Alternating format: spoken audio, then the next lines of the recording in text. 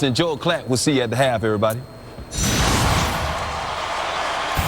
Welcome to the San Diego County Credit Union Holiday Bowl on Fox. Petco Park, home to the San Diego Padres. And welcome to the first ever football game at this stadium. And we've got a good one for you.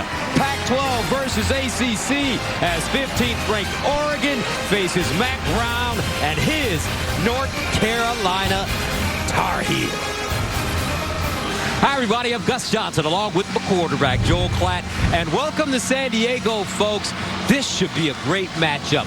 Oregon coming in with a 9-3 record. UNC coming in with a 9-4 record. To win 10 games is a big deal. Just ask any coach in football. And in this matchup, Joel, we get a chance to see two dynamic quarterbacks. I cannot wait. All bowl season, I've been texting you. I'm like, I can't wait to watch these guys play. We've got one of the best quarterback matchups in all of bowl season. Let's start with the old hat, the veteran from Oregon, Bo Nix. Reinvigorated his career after that transfer from Auburn. He was so efficient, 71% completion percentage. Really put himself in the Heisman discussion late in the season. And on the other side, for North Carolina, Gus, this kid is one of the most talented quarterbacks in the entire country. Drake May, when he decides to go to the NFL, when he's eligible, he's going to be in the discussion for the top pick overall because of his athleticism and his arm talent. We are in for a shootout today. Lots of points here in the Holiday Bowl. It'll be like an old school Holiday Bowl here tonight. All right, now it's time for tonight's game countdown, sponsored by Progressive. Bo Nix, Drake May ready to battle in the 43rd Holiday Bowl. We'll have the kickoff on the other side of the break.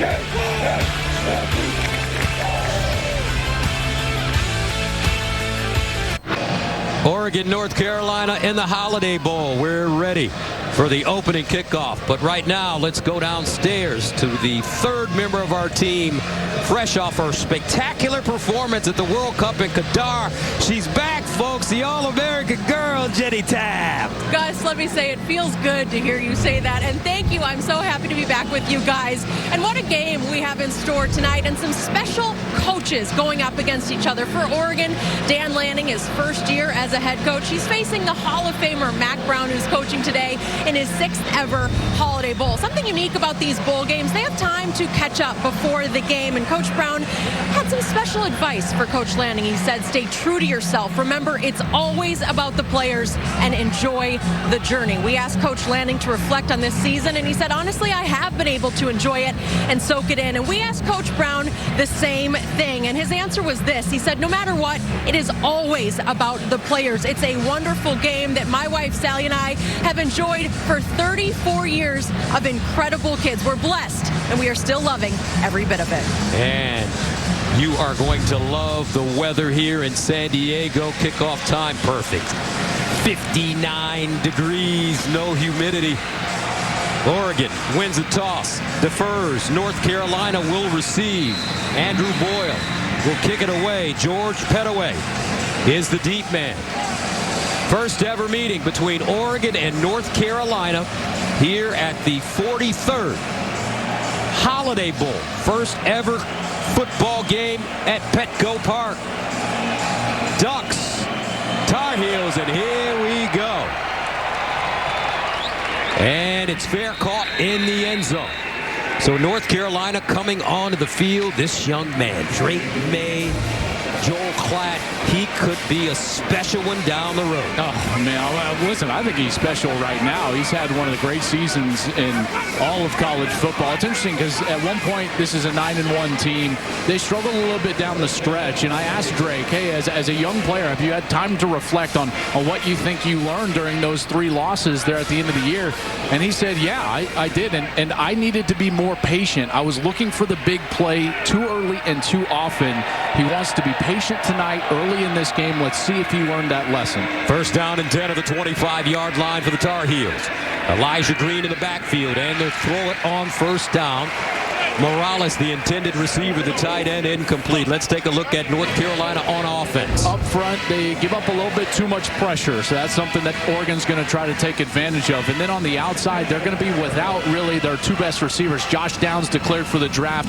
He was a 94-catch guy, 1,000 yards, so watch out for number 8, Kobe Paysor. He's the guy that is going to be in that Josh Downs spot in the slot, and the whole offense runs through that slot position. May has been sacked 38 times this season.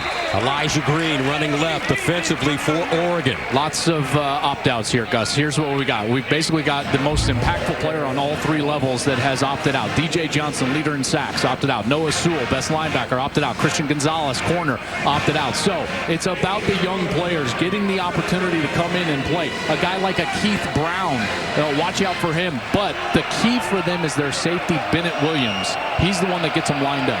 3rd down and 8 at the 27. Opening series for North Carolina. May in trouble, and he's sacked. Big time move. Funa rushing in. 39th sack for May this year. That's a loss of 13. Well, what you see is just a breakdown as he's initially going to get his eyes up. He wants to go to the left side, and nobody is out there as Funa is able to come in totally untouched. A nice design for Oregon to send one more guy than North Carolina has in protection. Drake doesn't see it, and he goes down with a sack. So Ben Kiernan will punt it away in his own end zone. Josh Delgado, the deep man for Oregon. And this is a high spiraling punt fielded at the 45. So the Ducks will have great field position to start this game. 41-yard punt, and that brings on Bo Nix. And here's a young man who you mentioned transferred from Auburn. He decided that he is not going to declare for the NFL draft. He's going to come back for next season, and he can play. Well, I mean, you talk about the excitement around the program when he said he was going to come back. His biggest strength, Gus, is actually what he does with his mind. He's going to check the play quite often, sometimes run play to run play, but he is in charge and responsible for getting them into the correct play pre-snap, and that's one of his greatest assets and what makes them such a good offense. So 1st down and 10 of the 46. Bucky Irving, the sophomore running back in the backfield. They'll give it to him, and he'll cut it inside. Nice run. Gets close to that 1st down marker. That's a gain of 9 offensively for Oregon. The heartbeat of this team really is their offensive line. They're veteran, they're tough, and they're very physical, and they want to feature that run game, and that's why Nix's ability to get them in the right run play is so important. And then for the skill positions, watch out for Bucky Irving. I'm telling you, they can run the ball as well as anybody in the country. We don't talk about it a lot, but this team is very physical. 2nd down and 1 at the 45, and they'll flare it out. Irving and Bucky Irving, the Minnesota transfer, won't pick up the 1st down. Boykins with the tackle defensively for UNC. Lots of young guys going to get a chance tonight. They've been decimated by injury and transfer, and what you're going to see is a couple of guys that they're very excited about in the back end. Marcus Allen, number 29, and 31, Will Hardy. These are guys that are young players, both freshmen, and going to get a chance tonight against a very dynamic offense. 3rd down and 2 at the 46. Irving remaining in the backfield, now in motion. Underneath Nix, and he finds his man. This will be his tight end, Terrence Ferguson. He'll pick up the 1st down, a gain of 14, stopped by Marcus Allen. Both of these offenses are so good, and Gus, they both lost their offensive coordinators. So both teams are kind of flying blind here with new play callers tonight. On 1st down, it's Irving again. And Bucky Irving stopped by Power Eccles. He'll gain 7. And that's that run game, and they like to use the tempo. Right after a 1st down, they get right up to the line of scrimmage, get downhill with the run game, and create a nice, easy 2nd and short opportunity. They need 3 yards. Opening series for Oregon, who took over at their own 46-yard line. Bunch formation at the bottom of your screen. Irving trying to stretch it out, cuts it inside. Here comes Bucky. And Bucky Irving out of bounds inside the 5. A 23-yard gain. You're going to get a pull from the guard and the tight end, and then Gus, watch the wide receiver come in from the side. You get there, though, and then bam, that clear out block, and now there's only one defender left, and Irving gives a little shake, and he's down inside the 5. First down and goal of the 2. Irving again straight ahead, looking for the touchdown, and he'll have it. Bucky Irving drives it in for the score, and Oregon takes a 6-0 lead, scoring on their opening drive of the game. 6 plays covering 54 yards. And exactly how Dan Lanning will want the beginning of this game drawn up. A 3-and-out from the defense and the ability to get pressure on the quarterback. Then the offense comes out. What do? Establish the run. Bucky Irving right down the field with that big offensive line and into the end zone. Camden Lewis comes in to attempt the extra point, and it's good. Irving accounted for 41 yards on that drive. Out of the 54, Oregon punching it in early. 7-0. Ducks on top of the heels.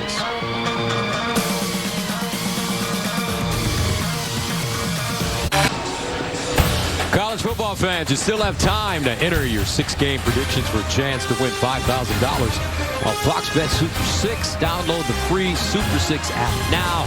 Then enter your 6 picks in tonight's game for a chance to take home 5 G's. The holidays. Look who's here. This kid has become a star quarterback.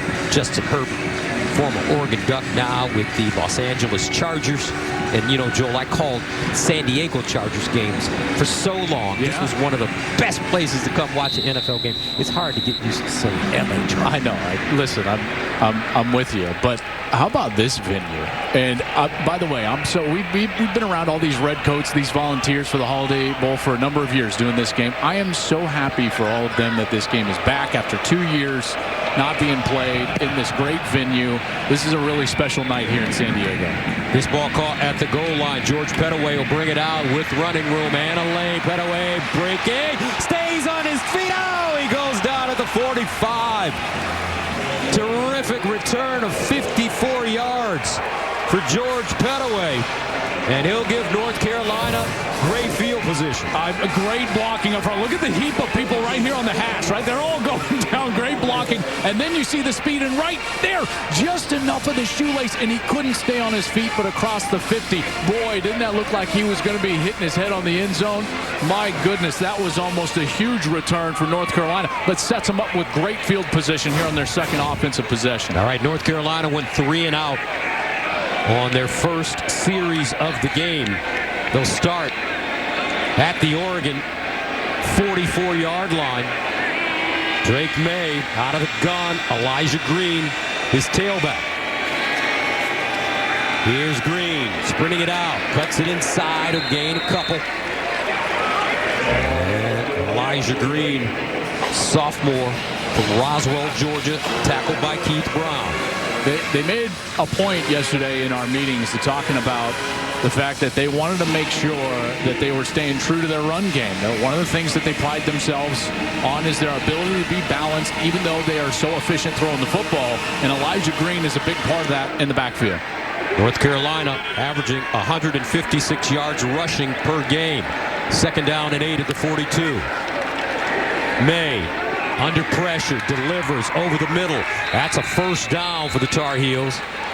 This time, it's Kobe Paysour. I mean, I just love, like, these are the little things I understand, right? It looks like a nondescript completion, but watch May, bam, back foot, ball out. He got pressure right in his grill, Gus, and he just back foot. He's going to get hit and delivers it right on the money.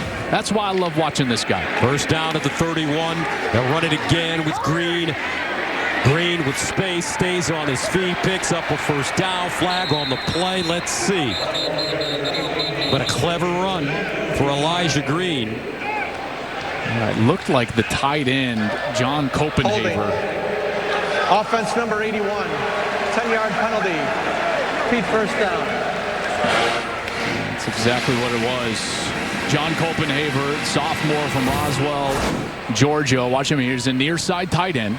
And as he's engaging right there at the end of the line of scrimmage, as the back bounces outside, I don't think Copenhaver thought he was going outside, and so he gets caught reaching with that left hand, and a big old hold there. So that'll make it first down and 20 at the 41 for Carolina.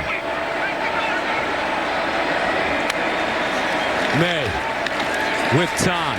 Now bounces it out of the pocket. Looking. And he tucks it. Runs it.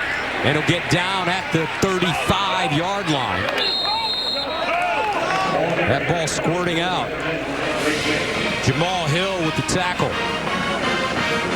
You know, that I think he fumbled there, and when the ball came out, it was Copenhaver who picked it up. Watch this as May is going down. See, that ball starts to squirt out, and Copenhaver picked it up alertly and carried it forward about 3 or 4 more yards. Second down and 10 at the 31. Green in a pile. He'll pick up a yard, yard and a half. No, this is the spot on the field, though. That Mac Brown, we had a great discussion with him, but part of that discussion was the fact that, he was wanting to be aggressive. And so I think that Mac is viewing this as a couple of downs to get this first down. He wants to come out here and fight and take a swing and show his team that he's in it to win it. And so this is a spot in the game and this series where I think he might go for it on fourth if they've got a short yardage. Mac Brown in his 4th year in his return to North Carolina. May underneath, and he has his receiver, Andre Green Jr. Nice route, 7-yard pickup. J.J. Greenfield brings him to the turf. Yeah, and this is the exact situation I was talking about. They don't need the first down with that play call, so you call something that you feel like can get you positive yardage. They get you a little bit more than that, about 6 or 7, Gus, and it sets up this short yardage 4th down scenario, and he'll keep his offense on the field. Mac Brown coached the Tar Heels to 8 straight winning seasons from 1990 to 97. Left to go to Texas, won the national championship with VY. Vince Young. And a timeout call by Carolina. 7-0 Oregon. Carolina threatening. Back to San Diego after this. The San Diego County Credit Union Holiday Bowl on Fox is sponsored by San Diego County Credit Union. It's not big bank banking, it's better. On Sunday, both teams got to enjoy some of the fun San Diego has to offer with a visit to SeaWorld. Players got to visit the animals and have some thrills on the roller coasters. Good roller coaster ride right now as we start this game. Remember, Carolina 9-4, 6-2 in the ACC. The Tar Heels won the Coastal Division of the ACC, but lost to Clemson 39-10 in the conference title game. 4th down and 1 at Oregon's 22-yard line.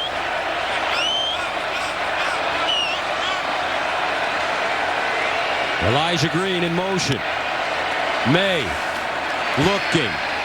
May surveying, steps up, wants the first, and he'll get it. A very patient Drake May finally turns it up for 3 yards on 4th and 1. They're trying to create a mesh here, Gus. Watch. They're trying to get this route covered. And watch May's eyes. He's looking left, and now he realizes it's not there. Nobody's open, and now he takes off. That's the athleticism. Sneaky athletic. For a big guy, he can move. He's 6'4", 220 pounds, and he's very nimble. You know what he kind of feels like to me? He's like a young, a little bit smaller Josh Allen. That's the way he kind of plays to me.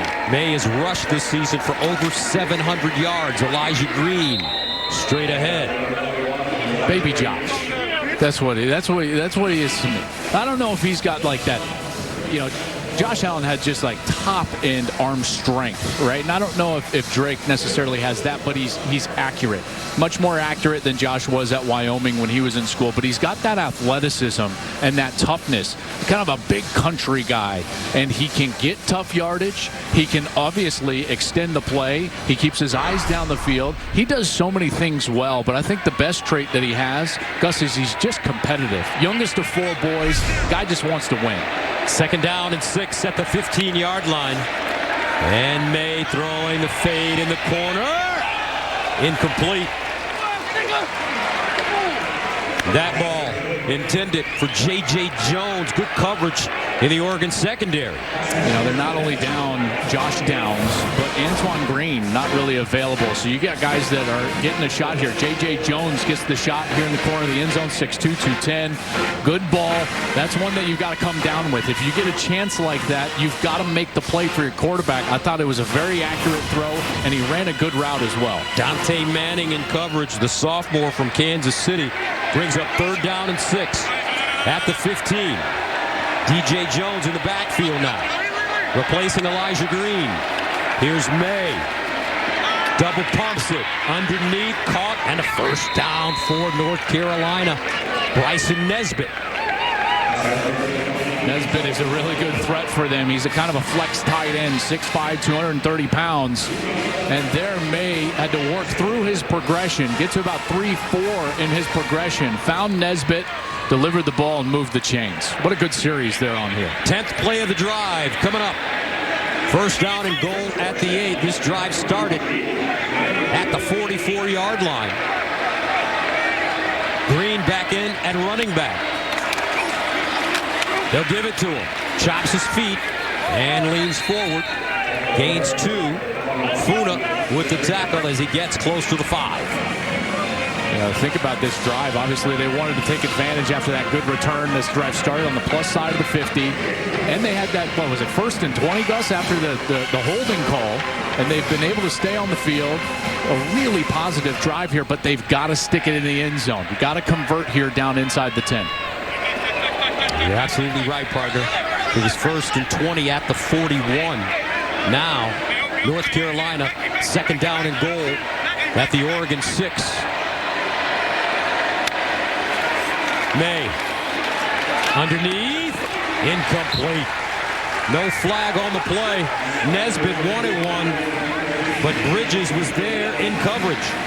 Well, Bridges is getting a chance here tonight. Christian Gonzalez probably going to get selected in the 1st round. He opted out, their best corner, and now Bridges is going to have an opportunity. Gets away with a little tug with that left hand, but there's the length. He's 6'3", and you can see that long reach is able to get in there and defend against Bryson Nesbitt.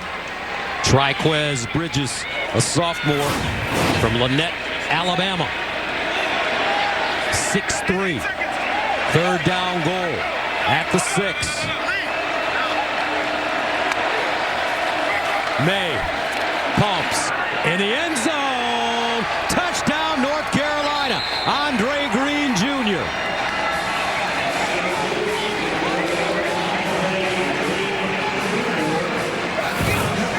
Watch Drake May pump and open up Andre Green behind him. Here's the pump, and then watch the corner. The corner all the way on the left side of your screen. He bites to the flat, and May immediately gets that ball up into the corner for Andre Green. And Green, a freshman, a good young player, getting a chance tonight because of depth issues, goes up and makes that catch. Green out of St. Christopher's in Richmond, Virginia. As Drake May puts it on the money. Noah Burnett comes in to attempt the extra point. Got it up and good. We're level at 7. Drake May with his 36th touchdown pass of the year. Carolina responds. Coach Brown says, attaboy. Sunday, it's a New Year's Day edition of the NFL on Fox as the Eagles try to clinch a division title when they take on Alvin Kamara and the Saints, or the Jets battle the Seahawks, with both teams looking to keep their playoff hopes alive.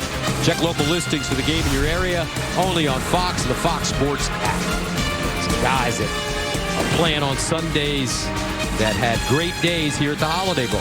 Colt McCoy for the head coach right on the opposite sideline. 07 for Texas, and we were here last time they played this game in 2019. That Iowa team with A.J. Epinesa beat USC that night.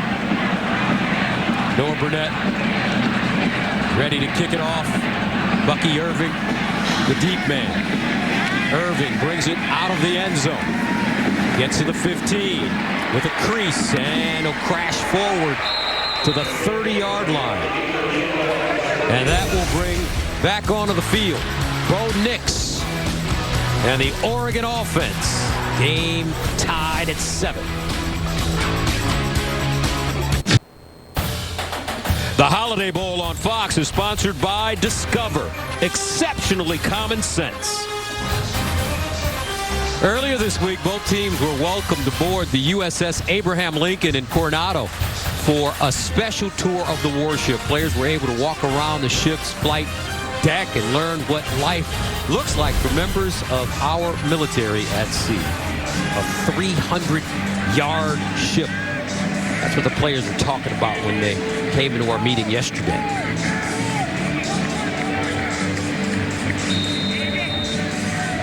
So Oregon with the football. First down and 10 at the 30-yard line. Jordan James in the backfield now for the Ducks. They give it to him running right with a big opening. Nice stutter step to pick up the first down and more as he trots out of bounds after gaining 13. I want you to be aware of this short side of the field, okay? So short side meaning like near side here. If they're going to be on the right hash, that means the right side of the field. This is where North Carolina struggles in defense, is what I would call short side of the field or boundary run game. And I think Oregon's going to try to really attack that during the course of this game. First down at the 43. And here's the toss. Whittington gets around the left side. And he's close to the first down. Looks like he may have it as Cedric Gray makes the tackle. Why are they weak on the short side of the field? Well, partly it's the structure. They like to play with 5 defensive backs on the field, but what that does is that puts an immense amount of pressure on just the 2 remaining linebackers to try to align, in particular when they do things like this, Gus, with what I would call strength into that short side. James. And this time he's tackled by Travis Shaw. He gains 6. Oregon having no problems moving the football, and they're going fast. Yeah, they are. And that offensive line is doing a great job. Second down and 4 at the 40-yard line. Quick strike to the far side, and it's Whittington again, the sophomore from Fort Valley, Georgia. Western Kentucky transfer. Marcus Allen with the tackle. And here's what makes it so difficult is right there. North Carolina tried to adjust and send a pressure, an extra guy to fit against the run, but Bo Nix has options in the run game. He can just stand up, and everyone else is running the run play, and he just stands up and flips the ball onto the outside. And it's those type of options that make it very difficult to defend this Oregon team. First down to the 30-yard line. Nix on the play action fake. Winds up, and he'll go down in the backfield. Great pressure by North Carolina as they come up with a sack. Nicely done by Kamen Rucker. Kamen Rucker with an excellent rush here right around this left side of the offense, working against TJ Bass. And you see the double pump right there from Bo Nix. He wanted to go to his first man, couldn't quite get there, and that's what allows Rucker to get home and get that sack. Loss of 6 yards. Rucker from Hartwell, Georgia. That'll make it second down and 16 for Oregon. Nix now, empty backfield. Trips at the top of your screen. Whittington now moves into the backfield. And the play clock winding down. And a timeout called by Oregon. And we'll stay right here. Let's go downstairs and check in with Jenny. Well, guys, I know you guys saw Justin Herbert here watching, all smiles, cheering on Oregon. He's also here to support his brother, tight end Patrick Herbert. He's 6'5", and he actually said to me, you know, he's the athletic one in the family. So we got to keep an eye on him as well. But I also had to ask him about Bo Nix, his decision to come back for that final year. And Justin said, I think he made the right choice. And, guys, we know how it worked out for Justin Herbert coming back for his final season. He is all in on Bo Nix and his choice. Not only is Justin all in, the entire Oregon fan base couldn't be happier with Bo Nix deciding to return for another season. I really think they'll probably start the year, I would say, just inside the top 10, right around there. I mean, this is a very good team coming back next year. Second down and 16 at the 36-yard line. Nix with time over the middle, and it's a completed pass. Nix finding Troy Franklin, and Franklin has put up some great numbers this year in the Oregon passing game. Yeah, and he's got some good length. He's a guy that they wanted to feature tonight. They're going to put him in what's called the X position, move him around a little bit. He's on the top of your screen right up here, and this is the type of guy that can get loose. Nix Again over the middle, and this one juggled, bobbled, and incomplete. Chase Cota was the target, well defended. This time, Power Eccles breaks it up. Power Eccles, one of these two linebackers on the field. He and Cedric Gray are really the leaders, and as Cota is trying to come across that short middle area, beautiful coverage from Power Eccles right on his hip, and he's able to break up that pass and force this field goal opportunity.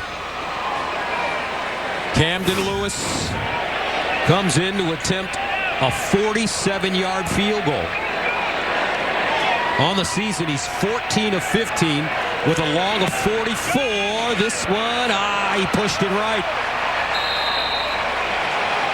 And the score remains 7-7.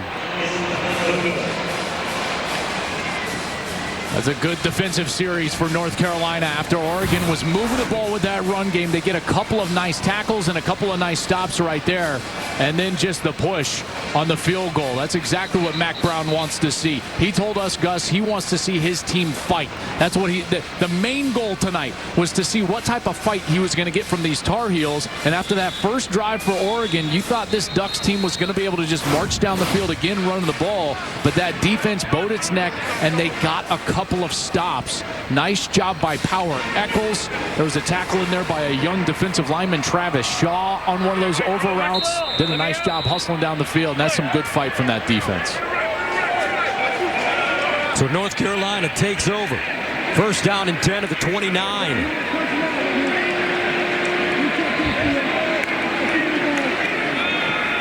And he'll hand it off. Elijah Green. Tar Heels determined to run the football. They want to try to stay as balanced as they possibly can. You know, if not just for the production element of it, but what it also does is it also slows down the rush. This offensive line has given up too much pressure. You've seen some of that pressure materialize today for Drake May, so they've got to combat that with the run game. Second down and long at the 30. Here's May. Over the middle. Caught. This time, it's Paysour. Tried to turn it up, not a lot, but he will gain 6. And he kind of lost a few yards, didn't he? Because after he caught it, he kind of turned around and looped around. Paysour is in that Josh Downs position. And it's a position in this offense, and it's kind of a modified air raid style offense. But, Gus, that's the key position. That guy has a lot of read routes, got to be on the same page with the quarterback. 23rd catch of the year for Paysour. 3rd and 4th at 36.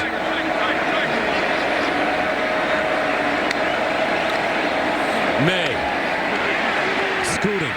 May turns a corner, looking for the first down, and he has it.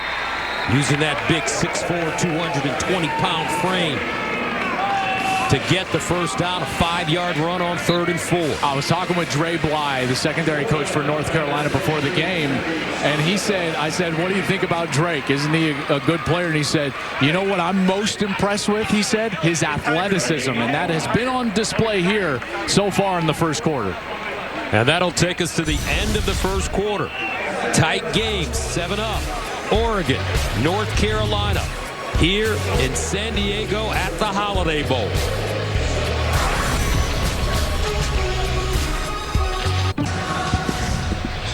Pacific Life Game Summary, sponsored by Pacific Life, creating financial security for more than 150 years. Well, when I look at this game, it's really about those third downs. Not a lot differentiating these teams so far, but North Carolina was able to convert on their last series offensively, stay on the field, and then they got a big sack. Both teams with a sack, but really rare for North Carolina. In fact, when you look at their defense, you know, they have not produced a lot of pressure on the quarterback. They only had 16 sacks on the year coming in, and the sack on Bo Nix on that last series was huge. So first down to the 41 for the Tar Heels, and they'll run it with Green. Green with a nice slice as he sticks his foot in the ground. Bassa with the tackle after a gain of 7. Yeah, and Elijah Green has been a good story for this Carolina team because he started the year last spring 5th on the depth chart. Coaches said he just kept working and working and working, and through injuries and a lot of different things, all of a sudden he gets a shot, and he's been very productive for them. 2nd and 3. May, play fake, steps up in the pocket, wants to run, has a first down. And May out of bounds, close to the 30. A 20-yard gain. Well, there's that athleticism again. And on this one, watch the right side of the field. Because of the route structure, that whole right side of the defense gets kind of collapsed down, and all of the eyes go with the wide receivers, and May just takes off. Really smart play by him, and again, he shows us that speed. This is a guy, I'm telling you, he doesn't look fast, but he gets it done on the ground. One of the best dual threat quarterbacks that we've got in the game. May has run for the first down on 4th and 1, 3rd and 4, and now 2nd and 3. Here's Green. Nice cutback. Finds a crease. Bossa again, but it's a 4-yard pickup. What an opportunity for this Carolina team when you really think about it. Because of Josh Downs opting out, Antoine Green not being healthy, a guy like Andre Green, we've already seen him catch a touchdown pass. He's going to get a shot out there. J.J. Jones, Kobe Paysour, this passing attack. Drake May, he gets to work with the guys that he'll be working with next year. And this is the type of development that you want to see from your coach. Mac Brown telling us yesterday that he thinks his Tar Heels are really going to be good next year. And they have 9 wins this season. And May just throws it away. But to record 10 wins in a season, Joel, that's a big deal. Yeah, it sure is. This is... They were just saying he was outside of the pocket, so there's no foul for intentional grounding. But you're exactly right. The 10-win threshold is a huge deal. And think about what Mac Brown inherited was not a good program. And he came back. You know, he was doing our job, right? I mean, he had the good life out And he here. was good at it. He was. He was great in broadcast. And I remember texting with him, and I was like, what are you doing? What are you going back? And he said, and I remember reading the text, he said, I just want to go back and help kids. And that's what he's done, and he's put this program back on the map. Social impact. Here's May. Breaks contained, and this one thrown low and incomplete. You know, we go back with Coach Brown a long way now. 12 years we've known Coach Brown covering college football, dating back to his time in Texas. And one thing I could say about this man, he is kind, he is considerate, he has the utmost amount of class, especially when dealing with young people and young men. Yeah, there's no doubt. 4th down and 6. Carolina going for it. Empty backfield for their star quarterback, Drake May, who's been electric in the first half. Here's May. Underneath, caught, and a first down, Tar Heels. Nicely executed. J.J. Jones finding a soft spot, gain of 11. What I love here is that May understands that he's going to get a couple of guys dropping out. He knows to just drift ever so slightly to the right side of the pocket. Did you see that? That's some nuanced stuff right there. He knows he's got a free rusher coming out of his left, and he's got to give his wide receiver, J.J. Jones, just a beat to get away from that dropping linebacker. That is next level stuff right there. That's graduate level stuff from a guy that's just been playing his first year of college football, and this is why guys like me are so excited about his future. First down at the 17 of Oregon. May, and he'll go down. Bossa shooting the gap, and Jeffrey Bossa sacks May.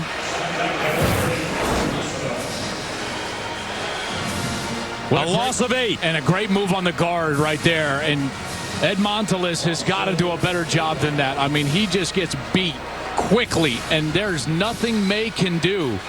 Bossa with a beautiful little club, and forgive the pun because he's actually got a club on his hand, but that's the club move. He kind of clubs him and swims him and gets around and right in the face of the quarterback. Bossa, a sophomore from Kearns, Utah. 2nd down and 18 at the 25 for Carolina. And they'll hand it off to D.J. Jones. And Jones diving forward in front of Mace Funa. 8-yard gain. Well, it's pretty clear that we've seen Mac Brown's going to be aggressive, and he's going to be aggressive on 3rd down. So here, when you've got a 3rd down opportunity, what you're thinking about as a play caller or even a defensive play caller is that you've got to defend 2 downs here. And if you're a quarterback, you don't have to force it past the sticks to stay on the field. And so May knows he can check it down, he can run it, he can do all of these things because he's likely going to stay on the field and go for it on 4th. 3rd down and 10 of the 17 for North Carolina. May.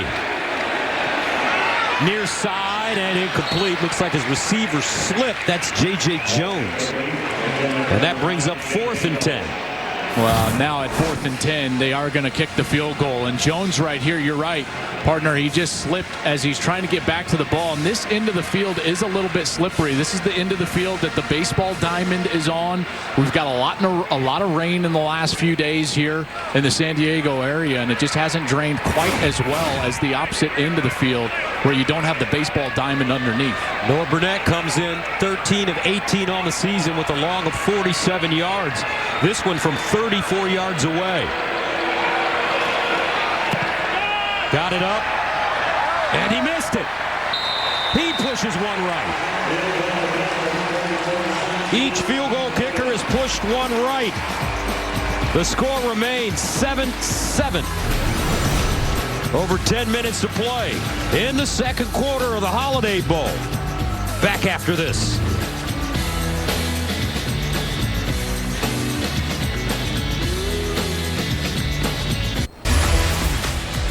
Welcome back to the San Diego County Credit Union Holiday Bowl on Fox. Beautiful San Diego, California. What a special place, folks. And we've got the 43rd Holiday Bowl for you. First time a game of football has ever been played here at Petco Park. Noah Whittington.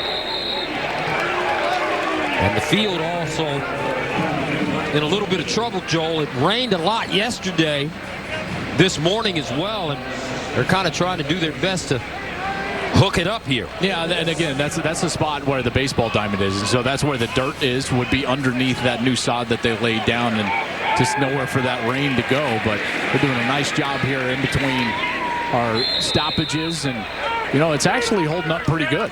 Whittington with the run, a first down. Let's go downstairs to Jen. Well, and you guys, we noticed the conditions, right? But the grounds crew, I've been talking to them throughout this game. They are doing everything in their power to try to dry it up. And I know, Joel, you mentioned that sand. I mean, they are on it. Every moment they get, they're trying to make sure they can keep the conditions playable.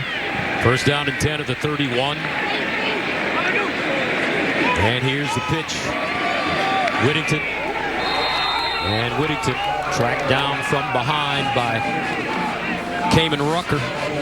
I mean, you know, Jenny coming back from the World Cup, that beautiful game, and I'm surprised that she still remembers what's going on with the game of football. No, you're not surprised. You know?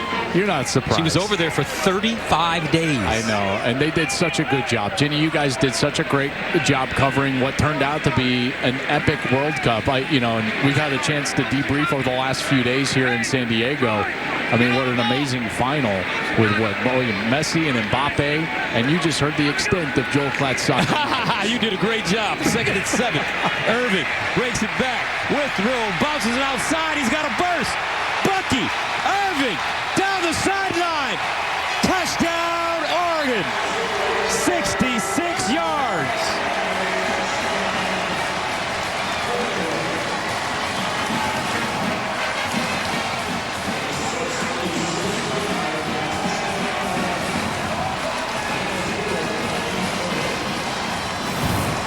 You're going to see an unbelievable block here from the tight end. Watch the tight end is coming around. This is Cam McCormick. Cam McCormick right there gets one Tar Heel, and it turns into 2 Tar Heels. Bam! And now Bucky Irving is gone. Good cutback, getting back to the right side, and he turns on the Jets. 13-7. Camden Lewis comes in. Extra point, good. 14-7 Oregon. Bucky Irving, the Minnesota transfer from Chicago, Illinois, making a name for himself out west. And his Ducks take a 7-point lead over North Carolina. Want more stats? Just ask Siri. Who leads college football in passing touchdowns? This young man going buck wild in the first half. Bucky Irving, 5 carries, 107 yards and a touchdown. He had back-to-back 100-yard games in November, including a career-high 146 against Washington. 6 career 100-yard games.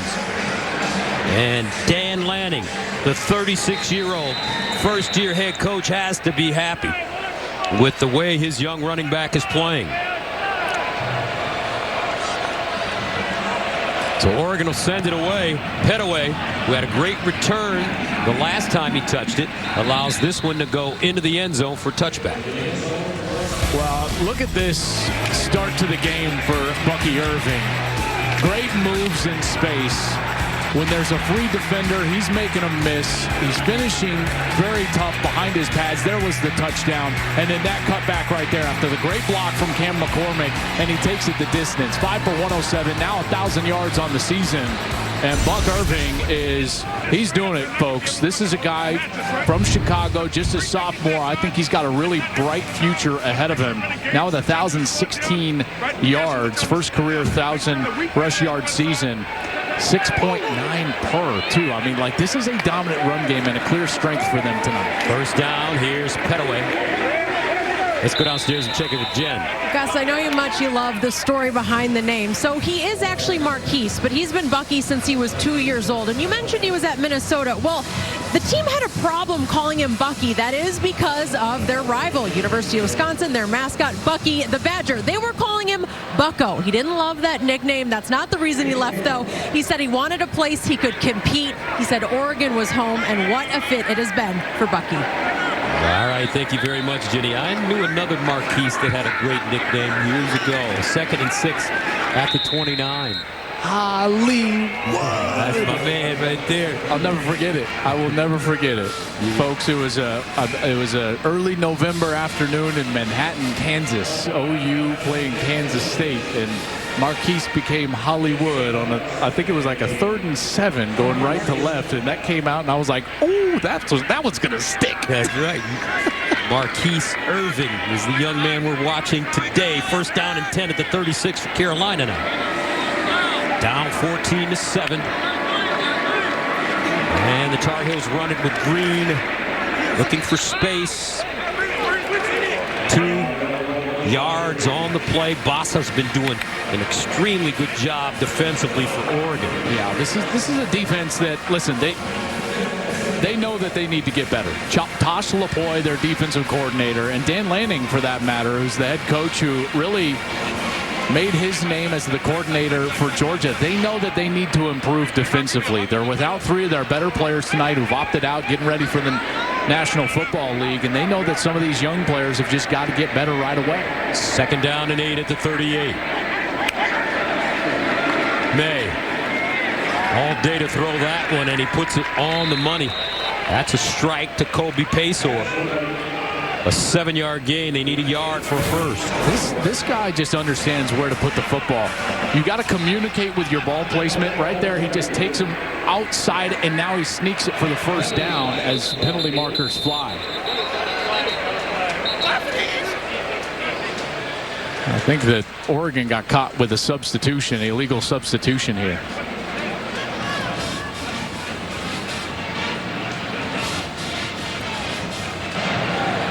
Illegal substitution. Defense, more than 11 on the field at the snap. 5-yard penalty from the previous spot. Results in a first down.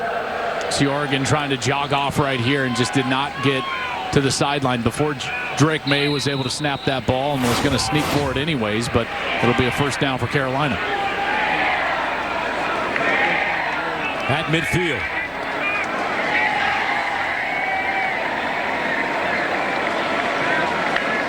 Here comes a blitz.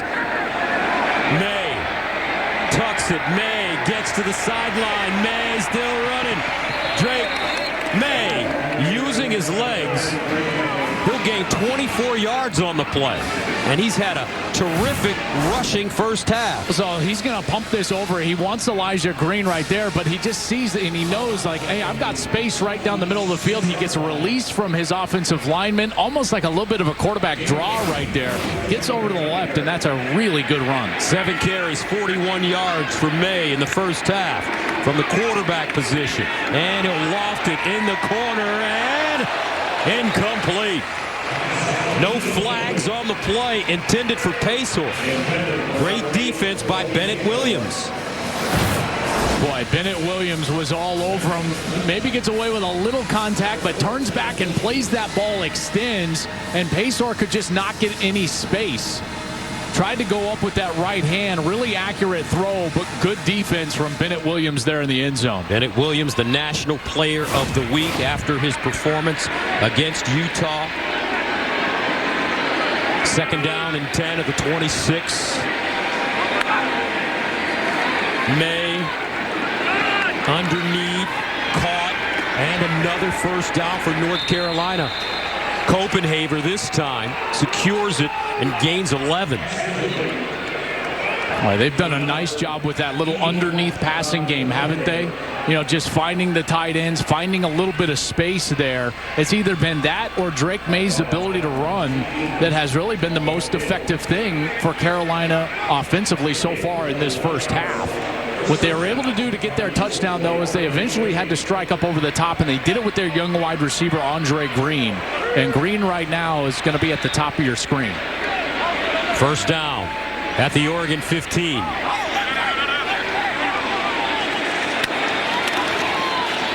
And May decides to run it. This time they were ready for him. A lot of moving parts, Joel, for this North Carolina offensive coaching staff. Yeah, well, they lose their offensive coordinator, Bill Longo, and he's going to go be the offensive coordinator at Wisconsin. And so what ends up happening now is that tonight you're going to get Lonnie Galloway calling plays, but they also lost their offensive line coach. He's also going to go to Wisconsin with Luke Fickell, Jack Bicknell, and so they've got basically a GA stepping in to be the offensive line coach. Mac Brown was talking to us about just the calendar in college football and how much a head coach has to juggle between transfers, recruiting, and putting a staff together this bowl period. Second down and 9. Here's the fade in the corner and incomplete. No flags on the play once again. J.J. Jones was the intended receiver. Great defense. That's Jaleel Florence. No, make that Anthony Jones defensively. If you're wondering why Carolina, went on their 3-game skid at the end of the year, it's been the red zone. The red zone has been the issue and the problem over the last 3 games. And, they were able to score the touchdown in the first one, but it's really been their inability to run the football in the red zone that has led to these losses. First to Georgia Tech, then North Carolina State, and then Clemson. Florence was the defender on that last play, folks.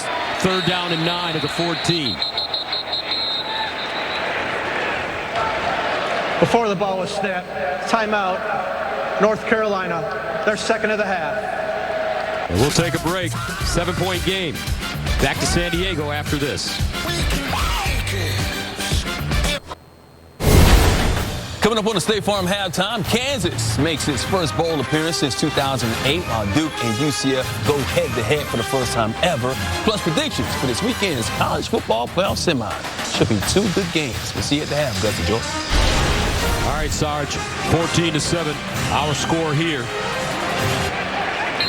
Oregon on top of North Carolina. Tar Heels threatening, though. Third down and 9 to the 14.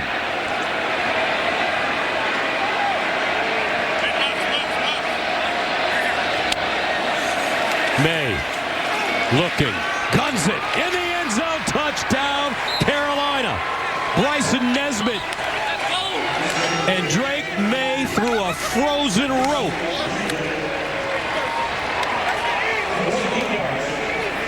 I mean, you can't throw a better ball than this from Drake May. I mean, watch this window that he's throwing in the end zone. First of all, he's going to get right over the top of this linebacker right there, and then the ball is out. Bam! Great timing, anticipation, and a beautiful throw. And Nesbitt, with that 6'5" frame, is able to go up, get his body on the ball, and bring it down. That was a beautiful ball from Drake May. 2 touchdowns here in the first half for Drake May. As Carolina adds the extra point, 10 plays covering 75 yards. They score in 4 minutes and 39 seconds. And we've got a good one brewing here in San Diego, folks. 14 up, 4:34 to play in the first half. The San Diego County Credit Union Holiday Bowl on Fox is sponsored by Allstate, reminding you that football season is mayhem. And by Dr. Pepper, the one fans deserve. Bryson Nesbitt with his 4th touchdown catch of the season. His 5th straight game with 2 or more catches. May throws his 2nd touchdown pass of the first half, and we are level at 14. Well, let's see what this Oregon offense can do to answer. It's been much easier for them because they've scored their 14 points on just 17 snaps, whereas UNC has had to work for it. You know, we've seen them on 3rd down, 4th down, having to convert. They've taken 37 plays for their 14. Burnett sends it away. Bucky Irvin is the deep man. He's got 2 touchdowns, taking me in the end zone. Friday, John Cena makes his long-awaited return to the ring. You'll see Cena and Kevin Owens take on undisputed champ Roman Reigns and Sami Zayn in a match that can't be missed. Catch WWE Friday Night SmackDown at 8 Eastern on Fox. 14-14, 4:34 to go here in the 2nd quarter. The Holiday Bowl on Fox. Bo Nix and the Ducks take over on offense with the football at their own 25.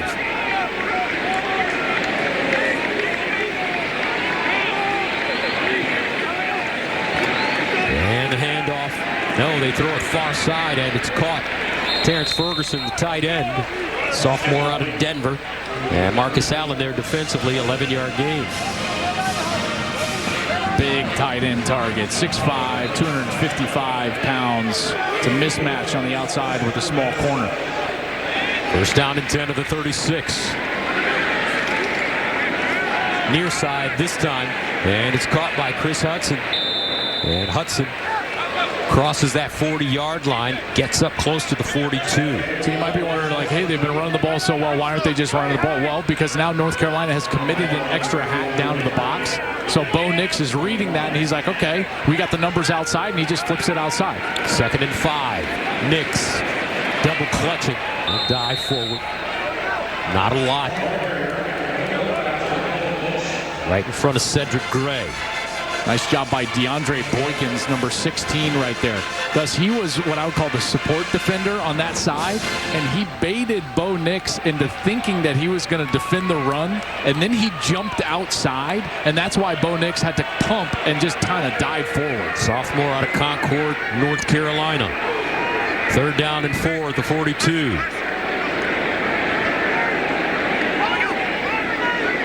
Nix.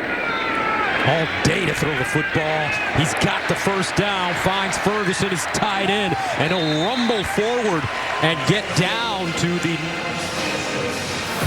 30-yard line, a 25-yard gain. Well, what you're going to get is the crossing routes, but they kind of get mixed up with one another, so they've got great protection, and that's the reason Nix is able to come all the way back to that left side. He finds Ferguson and moves the chains. Terrific job by that offensive line, giving Nix the time to get to that 3rd man in the progression.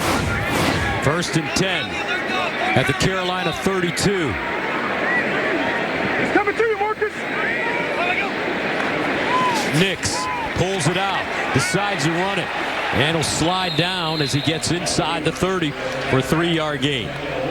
I love the adjustments that are made during the course of the game because North Carolina has changed on this series. They are committing more to that run game.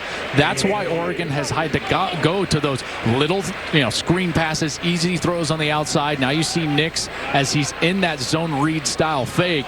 They're committing to stop the run, so he takes it on the outside. Love all this stuff going on. 2nd down and 7.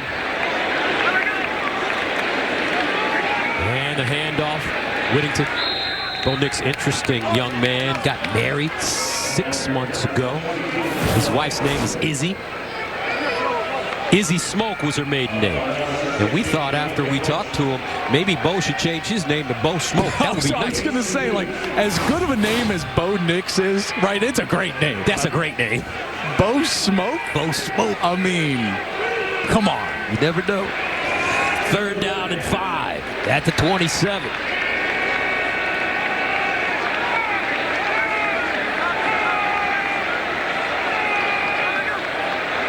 Here's Nix. Flat-footed Nix underneath, checked it down, picked up the first. Troy Franklin with the catch. And Franklin's had a wonderful season. Came into this game with 56 catches for 867 yards and 8 touchdowns. And Nix has all the time in the world to find him, right? I mean, how do you get that much time? A great offensive line, and that's allowing Troy Franklin to work, find the space, get open, and then Nix is able to find it. East Palo Alto, California, Troy Franklin.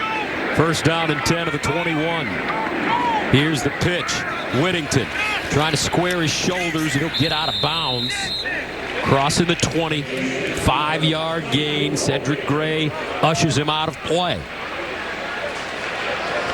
Good offensive series here for this Oregon team. But it really is, and remember what I said right at the outset, the heartbeat of this team is up front. Because you can see that whether they're trying to run the ball or throw the ball, that offensive line is dictating the terms of this game. And this Ducks team, 62 points scored in the last 2 minutes of the first half this season. That is really good. And we haven't seen any Bucky Irving on this drive. Remember, he's over 100 yards rushing on 5 carries, a couple touchdowns. 2nd and 5 of the 16. Nix delivers, and it's intercepted. Down the sideline. Power Eccles looks like he just picked it up before it hit the turf. And if it stands, it's the first turnover of the game. This ball was battered around. Here's Cedric Gray, 33. So he's the one defending. Ferguson kind of hits it, and then watch that up off the leg. Oh, the toe. He kicked it. Oh, my goodness. Wow. Jenny, that's what she saw in Qatar. What do they call that, a touch, Jenny? Oh, yeah, you guys got it. You guys are all over the soccer terms now. Well done. He one-timed it. That was a play. Unbelievable. Holy cow. Gus, that's the best interception I've seen all year. Oh, my gosh. Power Eccles gave a little toe punch, and it comes up right to him. And North Carolina now set up on the plus side of the 50, inside of 35 seconds to go in the second quarter. I don't think I've ever seen anything like that before. Messi would be proud. Oh, yes, he would. The ruling on the previous play was an interception. The play's under further review. And even when the officials see this one. Now, the only thing I'll say is if he, like, we're joking around about like he kicked it to himself. An intentional kick is illegal, but this does not look intentional, right? I mean, he's going. His toe is just coming up. I don't think that that's overtly intentional in my book. You know, at least there's nothing that you can say. Like, watch, see, it just kind of comes off his foot, and then it's there for him to intercept. I certainly hope that they would keep this as an interception.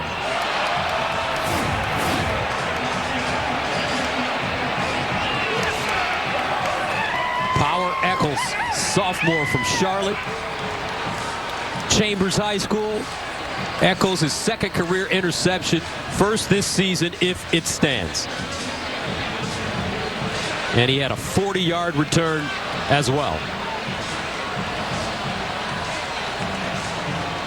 After review, the ruling on the field is confirmed. It's an interception. First down, North Carolina. How about that? Power Eccles.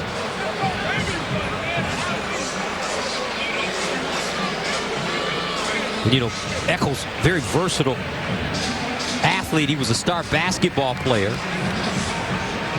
at one time at Western Michigan, who averaged more than 9 rebounds a game. And that was his mom. His mom was a star ball player. First down and 10 at the 49. May steps into the throw, and it's caught. Pacer, touchdown Tar Heels. 49 yards.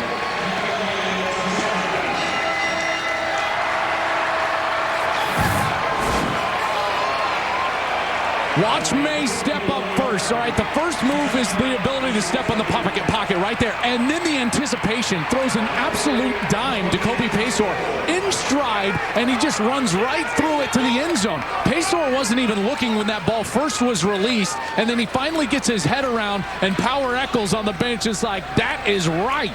I set you up, you take it home. Drake May a dime to Kobe Paysour, and the Tar Heels stun the Ducks here at the end of the second quarter. 3 touchdown passes in the first half for Drake May. And he hit Paysour in stride as Carolina takes their first lead of the game. Burnett for the extra point. 21-14, 26 seconds to go here in the first half.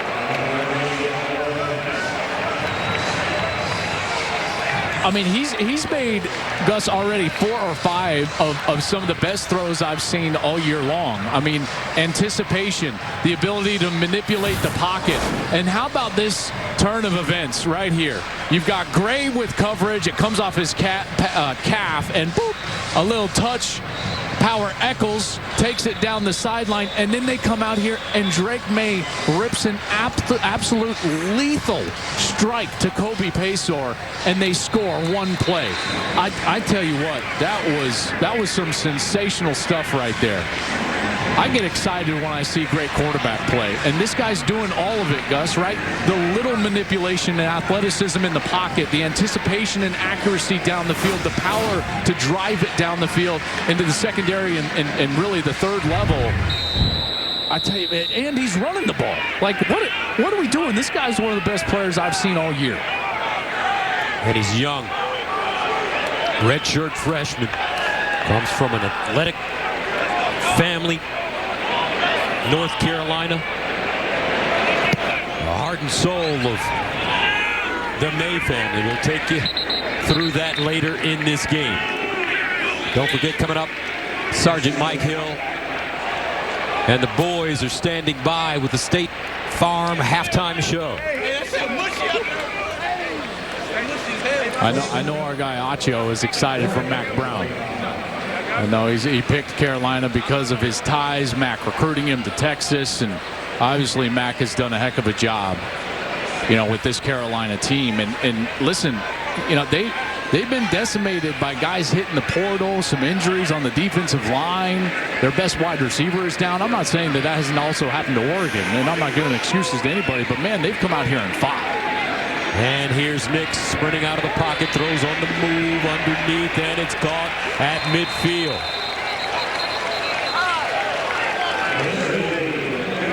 One timeout remaining.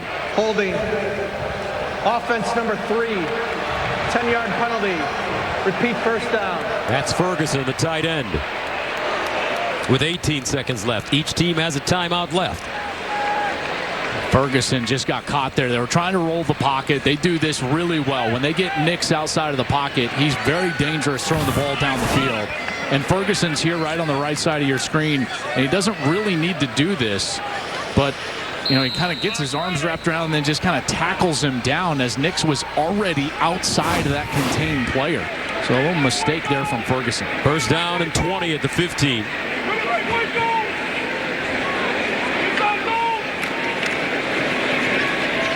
Irving gets outside and spins. Finally upended by Will Hardy. And that'll take us to the end of the first half. And what an exciting first half it was here at the Holiday Bowl. North Carolina on top of Oregon. 21-14 at the break. Mike Hill and the guys with the State Farm halftime show after this.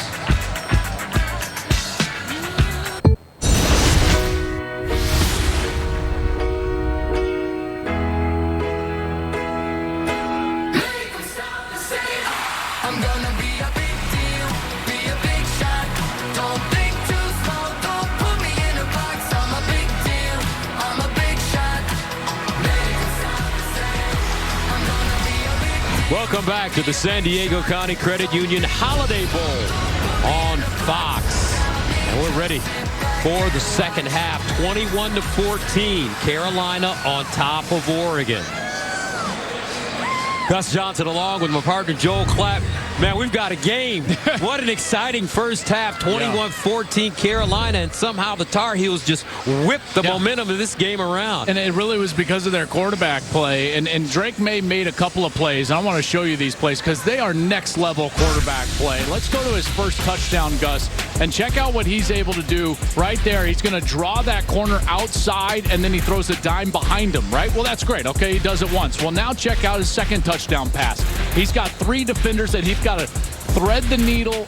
Great timing, anticipation, and accuracy. Bam. That's a great throw. And then this was the best one of them all. He's got the safety moving this way, and so what does he have? He's got a little area right there on the field. Boom. Throws an absolute laser beam with pressure in the pocket after he had manipulated his way to get free, and he throws it to Kobe Paysor.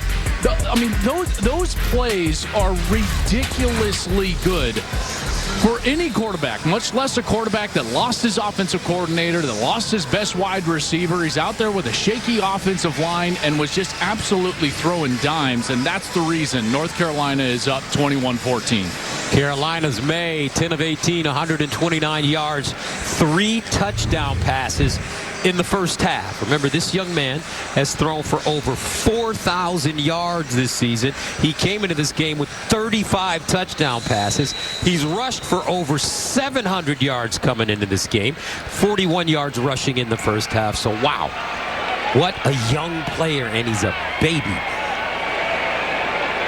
So Noah Burnett will send it away. Oregon won the toss in the first half, deferred, so they will receive Bucky Irving, who's also had a tremendous first half, back to return it, and he'll start from his own 6-yard line, crosses the 20, gets to the 25 before being taken down.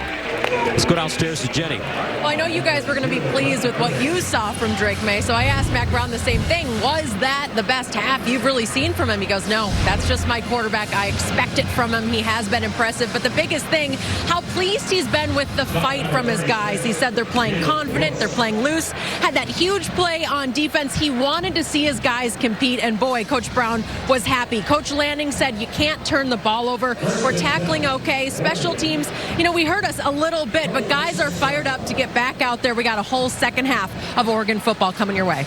All right, Coach Lanning, 2-time national champion football coach with Alabama and Georgia. First down and 10 of the 26. Irving trying to get outside, but this time Carolina ready for him. Cedric Gray beat him to the spot. That's a loss of 2. In this Carolina defense, what they're going to need to do in the second half is really sell out to stop the run. Put the game onto Bo Nix, the quarterback for the Oregon Ducks. Create some one-on-ones on the outside. Challenge Oregon to be a drop-back passing team, because the bottom line was Oregon ran the ball way too efficiently in the first half. They ran for over 9 a pop, Gus, and that's where I would live if I was Oregon, try to get back on track with that run game. Second down and 12 at the 24. Nix over the middle, and nothing. Troy Franklin with the catch, but he's slung down by Gray once again. And this defense now has an early opportunity to get off the field. After the last time they were on the field, they got that great turnover. It looked like Oregon was going down to get a score. They would get the ball to start the second half. They were inside the red zone, and the Tar Heels got the turnover, that Power Echols interception, and now here they are, a play away from getting off the field on the first possession of the second half. Third down and 12 of the 24.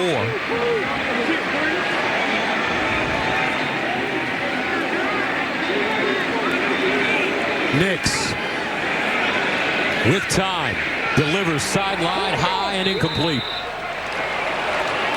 Franklin the target, Marcus Allen defensively. And Nix had him, just overthrew him. He had all the time in the world back there in the pocket, but his feet stopped. And once you lose the rhythm of your feet as a quarterback, watch Nix as he's going to get, and he's going to look over to his left. But see right here, he just totally stops.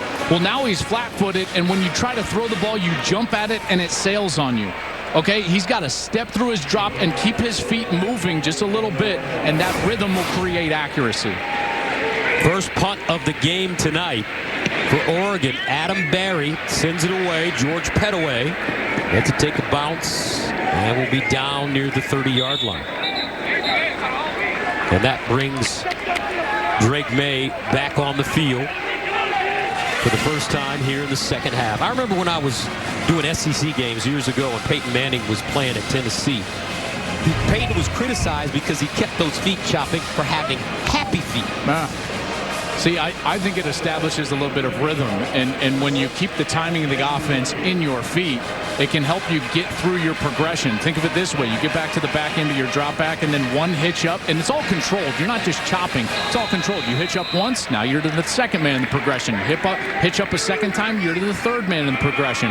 And that timing, Gus, helps the offense, and it helps you as a quarterback. First down to the 30-yard line for North Carolina. Green corralled and taken down as he crosses the line of scrimmage by Keith Brown. This Oregon defense has to adjust here in the second half, and they've got to sit in one of two molds.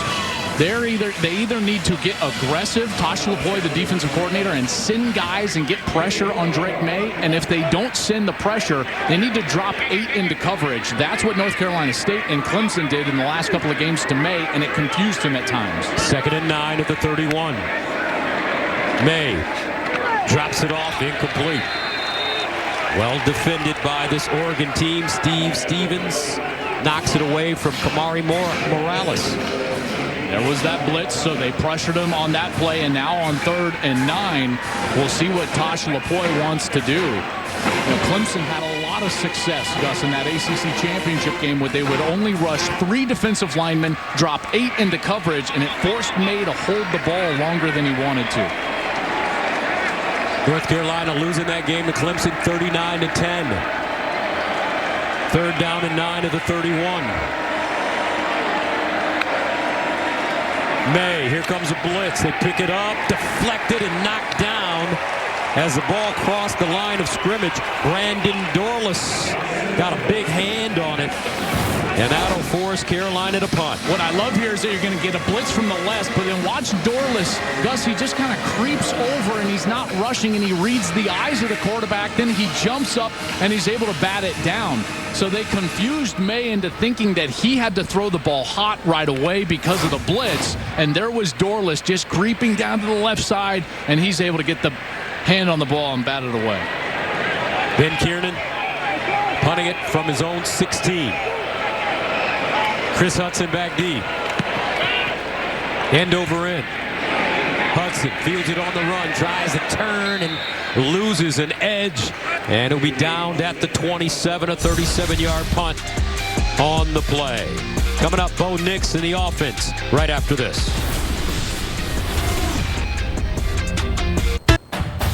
The San Diego County Credit Union Holiday Bowl on Fox is sponsored by Ram Trucks, built to serve. Today's game was featured on the free-to-play Fox Bet Super 6 Predictor app. One of the questions in tonight's contest was, which team will have more total yards and how many more yards will they have? Well, Bo Nix needs to get his yards up. Nix has thrown just for 88 yards and hasn't had a noteworthy rush yet. Yeah, and at the end of the season, Gus, he was hurting some ankle injuries throughout the years, and again this year really slowed him down as far as the way that he runs the football, and it's, I think, progressed here tonight. Nix came into this game rushing for over 500 yards. This time it's Bucky Irving.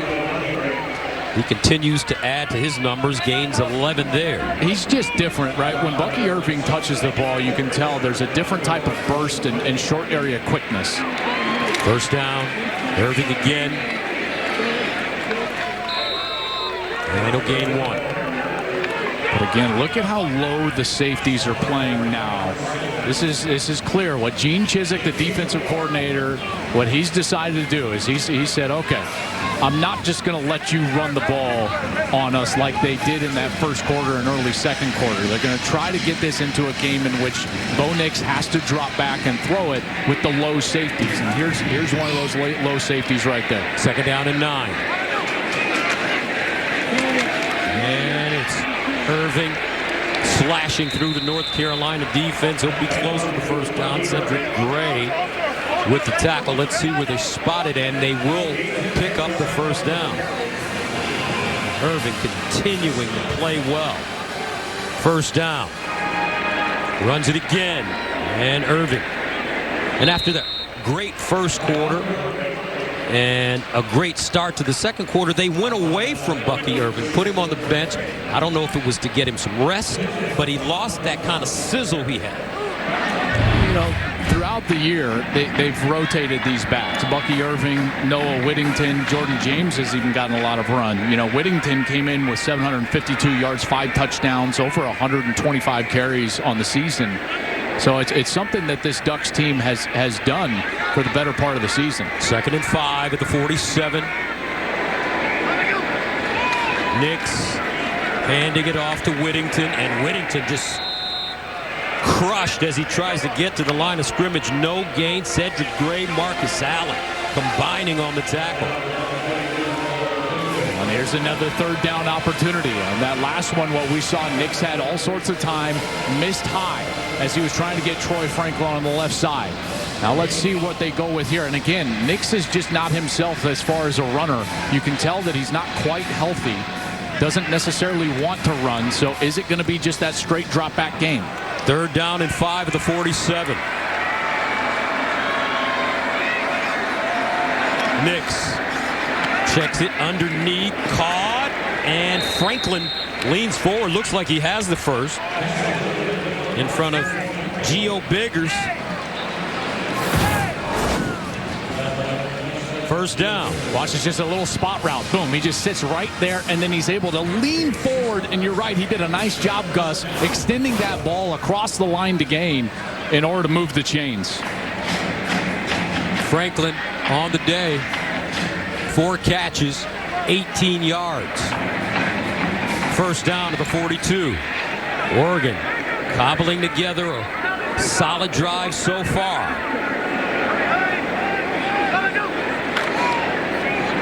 And the handoff to Whittington.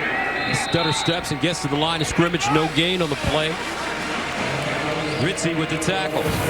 Watch Javari right here. So you've got Javari on the defensive end, Ritzy. And Ritzy is able to, he's unblocked and he kind of slow plays it, forces the handoff, and then he collapses down and he makes the tackle. That's a really good job from Ritzy, making the play and patient enough to force Nix to hand the ball off. Sophomore from Kernersville, North Carolina, Glenn High School, 2nd and 10 at the 42.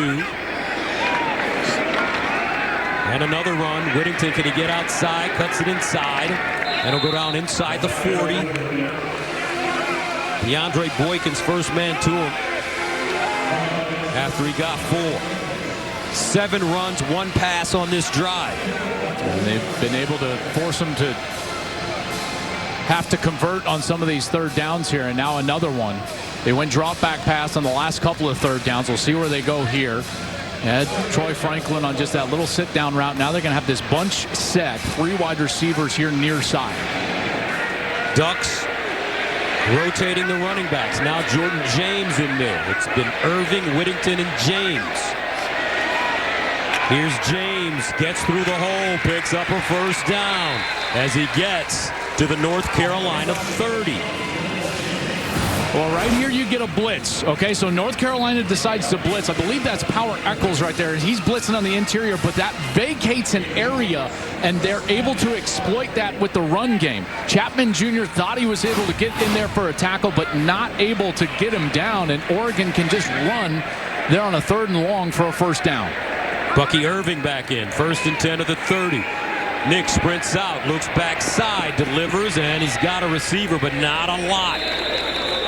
Well done by the Carolina defense as Cam McCormick made the reception. Boy, these 2 linebackers, Gus, we've called their name quite a bit, right? Cedric Gray, Power Eccles.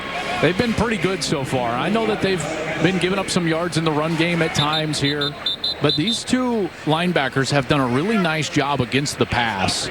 And at this point on this drive, what you can say is North Carolina is doing a nice job of keeping them in front of them. Right? Nothing big, nothing over the top. Even there, they're trying to confuse them and get something back going the other direction. And Carolina stayed disciplined and right with it. Player down, Cam McCormick, 21-14. And don't forget, you still have a chance to win $100,000 of Terry Bradshaw's money on Sunday simply by playing Fox Bet Super 6. Players have already won over $1 million of Terry's money this NFL season. So download the Super 6 app on your phone and play for free. I knew Terry had a lot of money, Joe, but geez, old Pete, he gave away a lot. Got enough to just give it away like that. Goodness. McCormick looks like he may have dislocated a finger. They pulled it out, and he's ready to get back on the field. 2nd down and 8.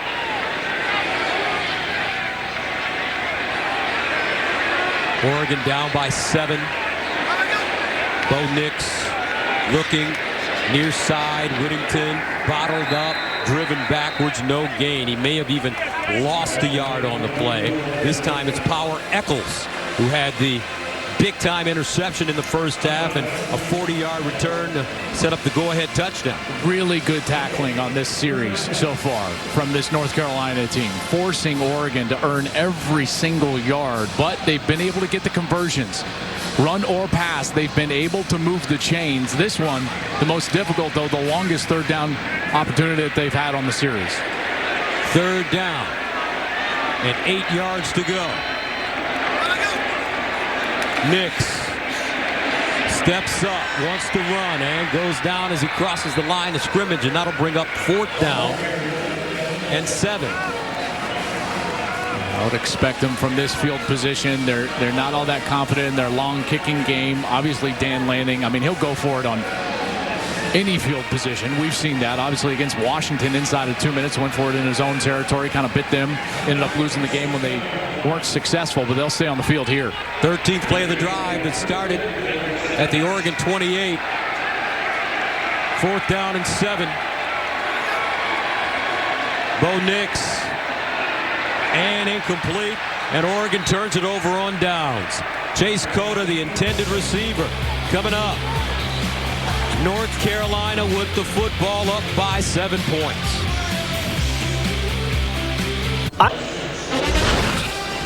Sunday, it's a New Year's Day edition of the NFL on Fox as the Eagles try to clinch a division title when they take on Alvin Kamara, and the Saints or the Jets battle the Seahawks, with both teams looking to keep their playoff hopes alive. Check local listings for the game in your area, only on Fox and the Fox Sports app.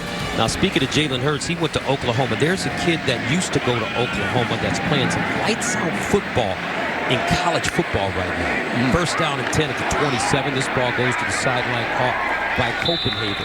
Nice game. How about Spencer Rattler? In the last 2 games for South Carolina, he beat Tennessee, threw for 438 on 30 of 37, 6 touchdowns, no picks. Then the next week against Clemson, 25 of 39, 360, 2 touchdowns, 2 interceptions. They'll take on Notre Dame in the Gator Bowl. This kid is really playing some good football at South Carolina. So happy to see that he was able to turn things around when he left Oklahoma. 3rd down and short.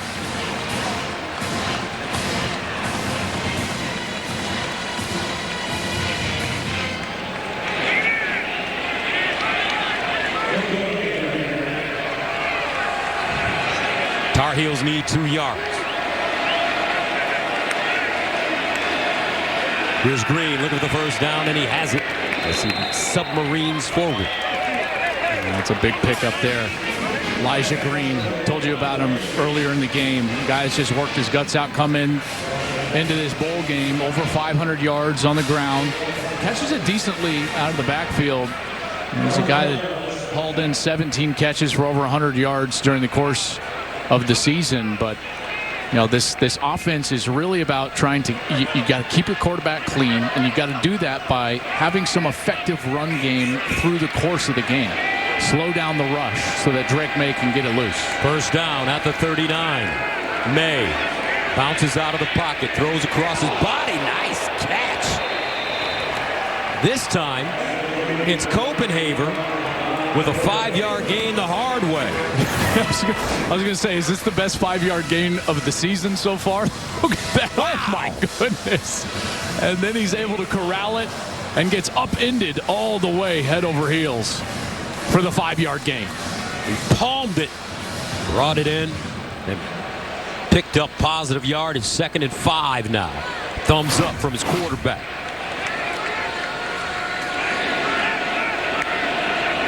Here's May, looking far side, delivers down the field. Oh, he overthrew his target, who was open. That's Kobe Paysour. And he'd like to have that one back. Yeah, that's one of the first ones that he's missed. Paysour was wide open. May made the correct read, steps up in the pocket, and just overthrows Kobe Paysour. Now, what we saw early in this game and really throughout the first half is that he was dynamic with the ball placement and accuracy, anticipation, and that one just a hair long brings up a 3rd down. 3rd and 5.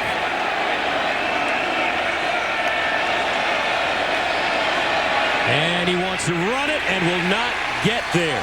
This will be a loss on the play. Well done. Funa brings him down. Well, you're going to get the all-out blitz from Oregon right here, but what they do is that there are some of the guys that are engaging and then reading what the quarterback is doing. Dorless is one of those. For the 2nd straight series, what we see is that Dorless engages, and then he's not in a full rush mode, but what he's doing is that he's reading the quarterback, and then he's there to get him when he's trying to break contain outside of the pocket. Kiernan ready to punt it away from the 27. Koda, the deep man. Here's Koda, lets it go over his head, takes a long bounce. And it looks like it'll be down inside the 1-yard line. Terrific special teams coverage by North Carolina. A 57-yard punt. Oregon will be pinned deep.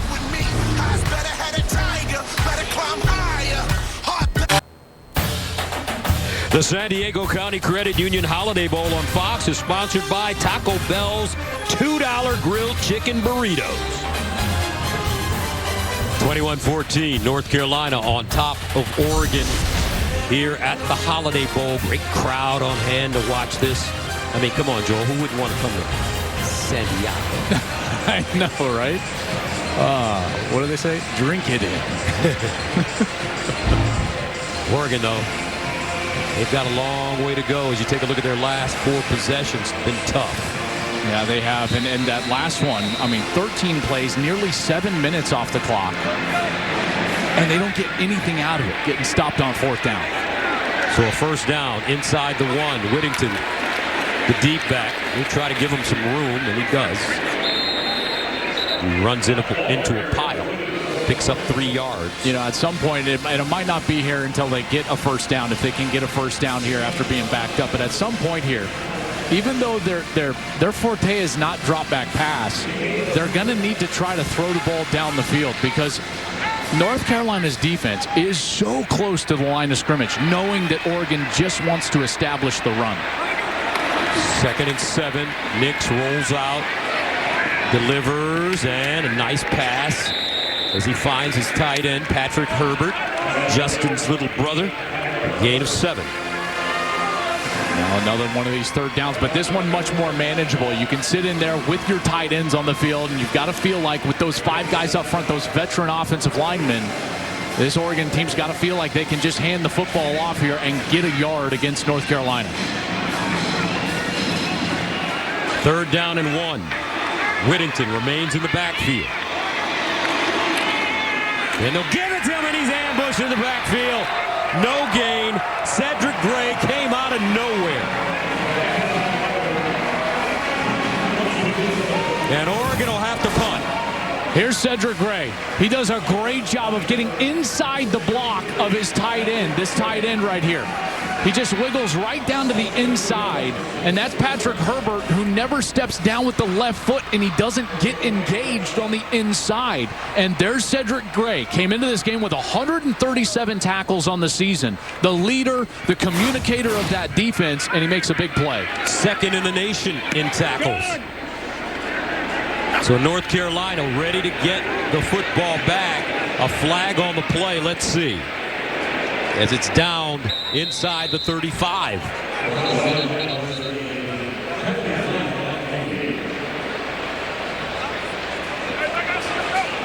30 seconds remaining in the third quarter.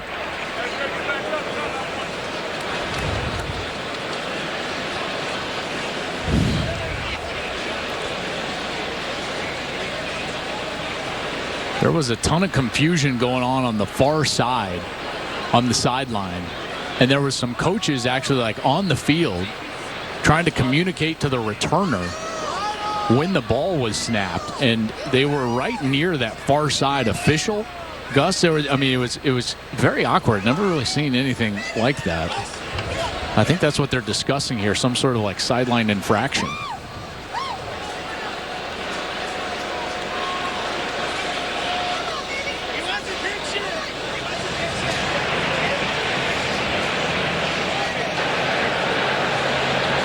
Illegal substitution. Defense, number 42, changed his number and did not report. 5-yard penalty from the previous spot. Results in a first down. Okay, so here's what's going on. Because of all the roster issues that you've had, you've got opt-outs, you've got transfers, normal returners. Josh Downs normally returns. But now what they've got is an issue because they've probably got guys that have the same number that are trying to be on the field at the same time. So you've got to put a different number on that player. Well, that player then has to report. So see, this is clearly not his jersey. They just have a jersey and they just throw it over the new returner because he's got a double number. And now they're going to give a first down to Oregon because of that? I mean, where's the rule committee? Like, what are we doing? Ducks will take it. 1st and 10 at the 13, down by 7. 30 seconds remaining in the third quarter. Bucky Irving back in the game and running back. He could break one at any time. Here's Nix in trouble, and he'll just dump it out of bounds. Well, this North Carolina defense, they've gone to more man coverage in order to try to get guys down inside the run box. Keep talking about it, and Oregon's having a hard time getting them out of it. They're having a hard time running the football. They haven't gotten loose like they did early in the game. And I think this is when you got to feature the guy that got hot early. And Bucky Irving's in the game now, Gus, in the backfield. Second down from the 13-yard line. They'll pitch it to Bucky Irving, and he'll go out of bounds. 5-yard gain. Marcus Allen pushes him out of play. Talked to you earlier in the game about how Phil Longo is no longer there, the offensive coordinator for North Carolina. Well, Kenny Dillingham, he got the job at Arizona State, so now Drew Mehringer, he's trying to call the plays for this Oregon team. And again, just the whole rhythm can be tough with a new play caller after a break. And this Oregon offense just doesn't look like itself right now. 7-point game as we head to the fourth.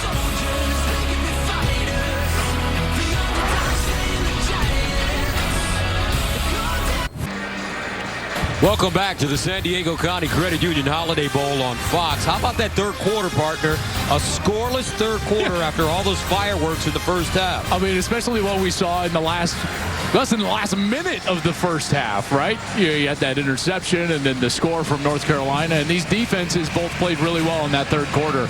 You got to give this North Carolina defense a lot of credit because what was clearly a strength for Oregon, that run game early in the game and really the entire first half, North Carolina came out and did such a better job stopping the run there in the third quarter. Third down and 5. Here's Nix looking for that first down. Bouncing around back there. Slings it and incomplete. Knocked away. I tell you what, Cedric Gray and Power Echols have been outstanding in this game. Yeah, they've been the leaders. They've been the catalyst to this turnaround for the North Carolina defense during the course of this Holiday Bowl. And there he is, Cedric Gray, laying out, defending that pass on third down, and they weren't really committed to rushing the passer there. Again, great protection, but better coverage down the field. So Oregon will punt it from inside their own 5-yard line. As Barry sends it off, takes a bounce, picked up at the 40, and across the 45. We don't know who number 42 is. He slipped on a jersey. Let's see. Let's stay with him. We're not going to break. We got to. Who's 42? Unveil yourself. He's actually. Who does 23? 42? There he is. And that's George Petaway. There's George Petaway. And this time he did report. College football with these jersey numbers. Oh, gosh. That was great. Who's 42? Who does 42 work for? So Drake May takes over.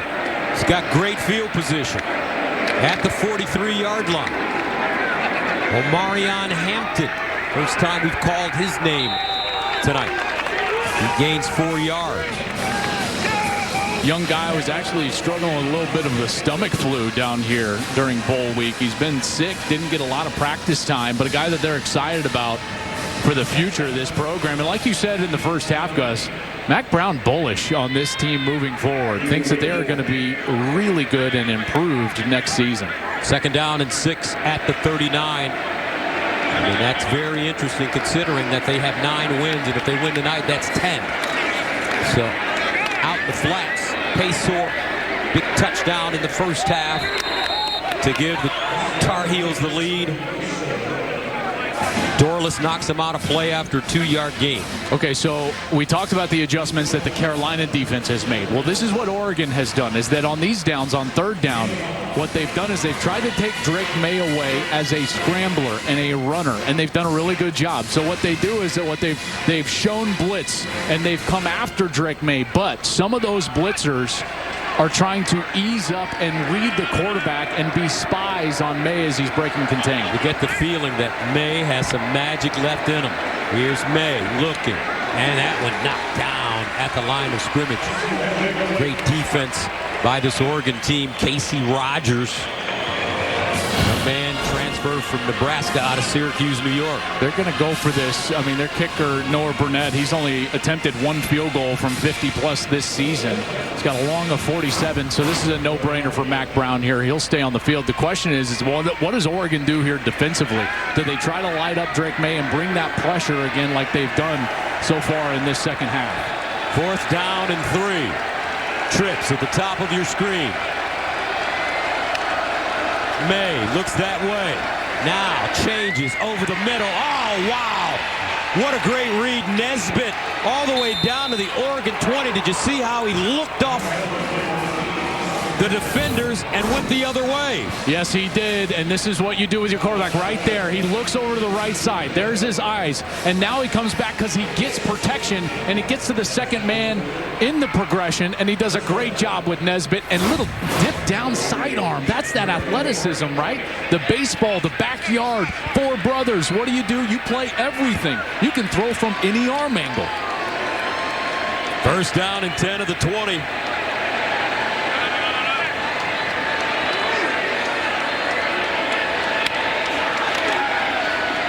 Here's Hampton, and he will go nowhere. No gain. Triquez Bridges. Love that name, Triquez. And he comes out of nowhere. Watch the corner blitz right here from the right side. Here he comes. There's Triquez, and boom. Hampton's got no chance. He comes flying in from that right side and makes the tackle. He's a good-looking player now. 6'3", Gus, great length on the outside. Getting a chance to play tonight because Christian Gonzalez opted out, going to the National Football League. 2nd down and 10 of the 20. DJ Jones in at running back now for North Carolina. Here's May, play fake, skipping, rolling. Oh, he just threw it like a Dr. Pepper pass. Yes, he did. I was thinking a little bit more like Patrick Mahomes, but you, sir, are exactly right. The one fans deserve. Here he comes on the opposite side. Watch this. Now he's got it tucked away, and then as the defense commits to him, he just shovels it forward. I tell you, man, this guy, he is a player. I've seen 2 guys this year live that just blow me away at this position. Drake May and Caleb Williams. First down and goal at the 10. And they'll run it.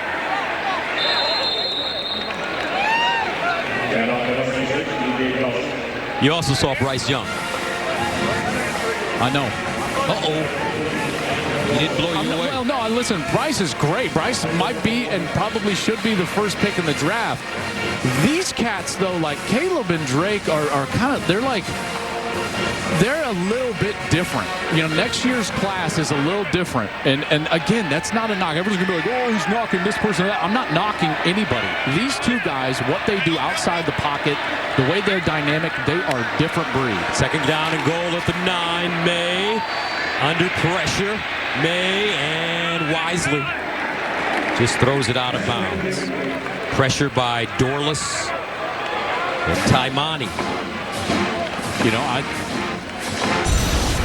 look at these guys that we've got coming back next year for potential Heisman candidates, right? Williams and May, I think, are going to be at the top of the list. Marvin Harrison Jr., you know how I feel about him. Bo Nix, Cade Klubnik, J.J. McCarthy, what he's done. And how about Michael Penix? I mean, we almost forget about what Michael Penix was able to do. He led the country throwing the football this year.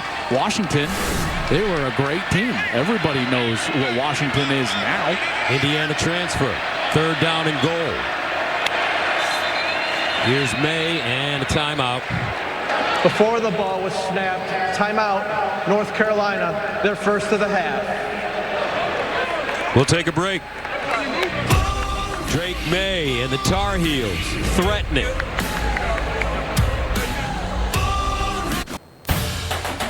The San Diego County Credit Union Holiday Bowl on Fox is sponsored by San Diego County Credit Union. It's not big bank banking, it's better. And by Cerveza Dos Equis. Get a dose. Please drink responsibly. And look at some of the notable Holiday Bowl MVPs, which include Jim McMahon, Steve Young, Barry Sanders, Joey Harrington, and Marshawn Lynch.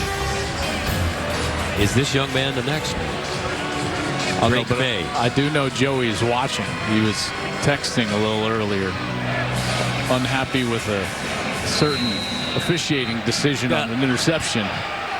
Joey, it was an unintentional kick. I don't know what to tell you. Joey Harrington, terrific,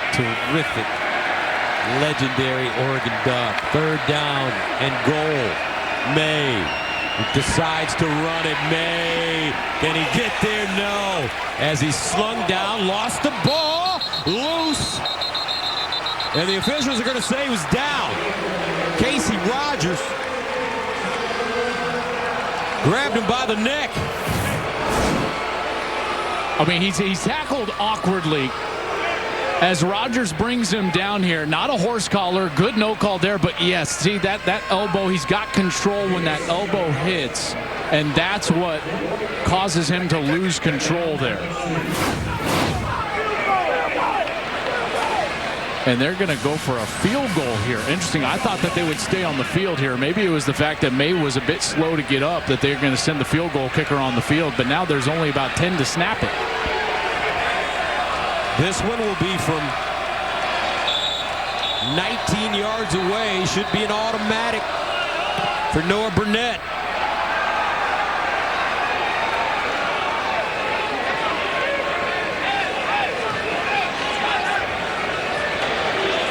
The ruling on the previous play was the runner was down.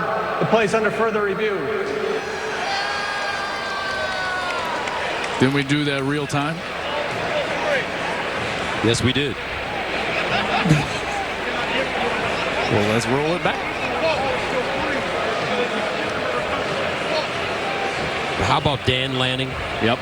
In his first season, the former Georgia defensive coordinator and two-time national champion. Replaced Mario Cristobal, who left to become the head coach at Miami. And this ball is going to be retained by North Carolina. Yep. You know, I thought it was interesting when we were talking to Dan.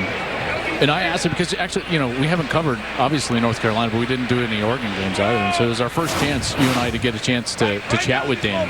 First of all, I really enjoyed it. I love his energy. I love the direction of this program. Signing day was incredible for Oregon. And the other thing that I really appreciated is I just asked him, I said, hey, take me all the way back to just like, why Oregon? Okay, you come from Georgia, why Oregon? And he had two very specific and pointed reasons. One was I wanted a place where I knew I could raise my family. My son's 10 years old. He had lived in 8 states. And so he wanted a place that he could raise his family. And then the other one was, and I wanted to win and win big. And this is that spot. I see myself in Eugene. My family likes Eugene, and I can win big here.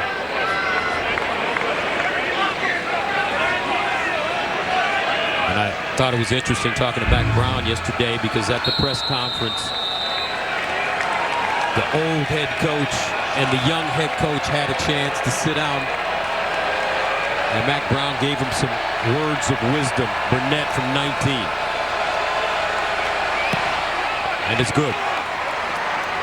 24-14. We'll tell you about that conversation as this game continues. Friday, John Cena makes his long-awaited return to the ring. You'll see Cena and Kevin Owens take on undisputed champ Roman Reigns and Sami Zayn in a match that can't be missed. Catch WWE Friday Night SmackDown at 8 Eastern on Fox. 17 straight points by North Carolina. Oregon scoreless on 5 straight possessions since going up 14-7. 24-14. How do the Ducks respond? Bucky Irving back deep. Irving from the 1. And Irving still moving. It'll get out of bounds close to the 40. Pacific Life Game Summary, sponsored by Pacific Life, creating financial security for more than 150 years. It was really all Bucky Irving early for Oregon. Had a heck of a first half, but then Drake May got going. This was that long run I was alluding to, 66 yards for the touchdown. Nesbitt had a touchdown catch, and then this incredible interception. Those linebackers from North Carolina getting it done. Gray and Eccles, they were able to find that touchdown right before the half. That was Pacor. They've tacked on a field goal, and here we are, Gus, 24-14. First down. And a nice run after the catch. Chase Cota, 6-yard gain, UCLA transfer.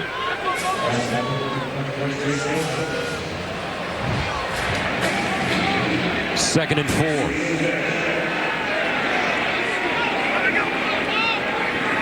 Play fake. Nix winds up, throws the deep ball. Sideline, incomplete, but a flag. Troy Franklin, the intended receiver, and Legend Cavazos will be called for the PI. This is what I was talking about. Oregon just needed to take a shot down the field, trying to get North Carolina. Interference. Defense number 6. 15-yard penalty. Automatic first down.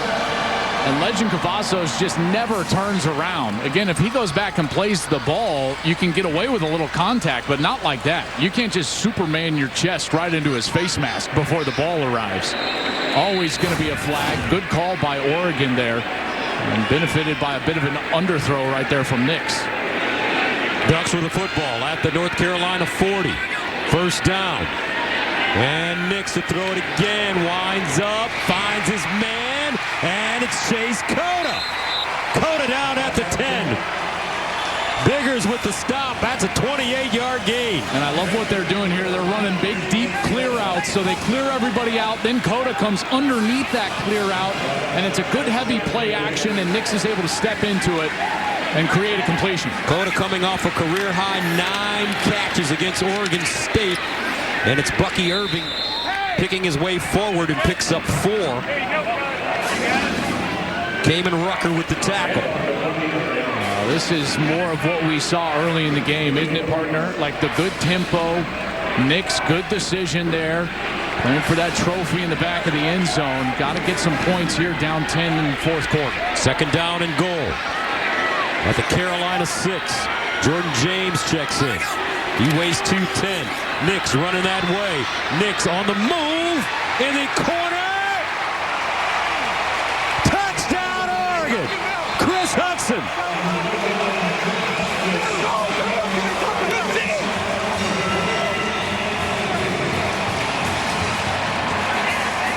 I tell you, the concentration from Hudson to get this catch, keep a foot down. There is a flag on the far side. Ineligible downfield on the forward pass. Offense number 55. 5-yard penalty. Repeat, second down. Wow. They call Marcus Harper here, the left guard. And Harper was kind of pulling around. Man.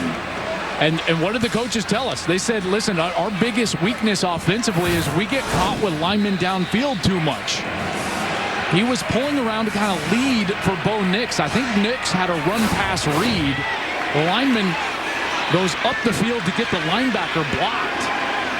And the flag comes out. So instead of a touchdown, it's second down and goal at the 11. Can Nix do it again? Looking. Underneath route. Ball caught. Chris Hudson. Inside the 10. You know, they've got a bit of a mismatch here. You know, Legend Cavazos, he gets beat on that touchdown, gets called back. He got beat and had the PI before that on this series, and Hudson is feeling a little bit. There's the matchup, both of them on the top of the screen. Up there, there you go. There's Hudson, and there's Cavazos. Third down and goal at the 6-yard line. Remember, Bucky Irving, great catching the ball out of the backfield. Here's Bo Nix. Comes in. Touchdown, Oregon. Troy Franklin.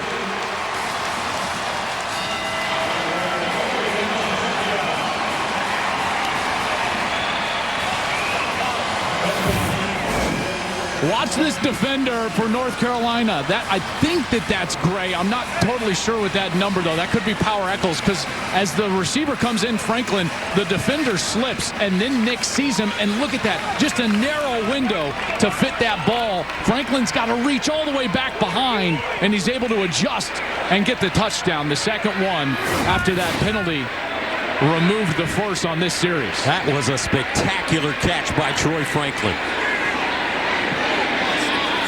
Lewis, extra point good. And what a game here at the Holiday Bowl. Nix coming through. Franklin. Magical. Coach Lanning says yes. 24-21.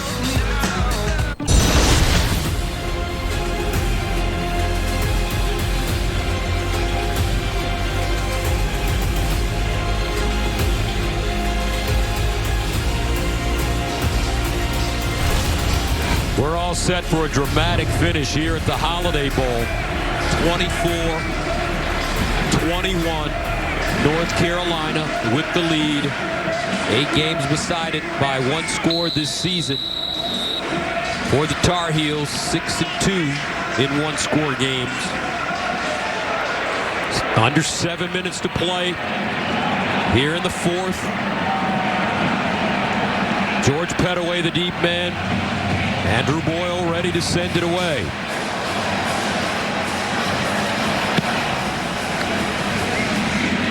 This one fielded at the 5-yard line by Pettaway. Pettaway with a huge lane. Pettaway still moving. A flag on the play, however. At the 44, Andrew Boyle, the kicker, with the tackle.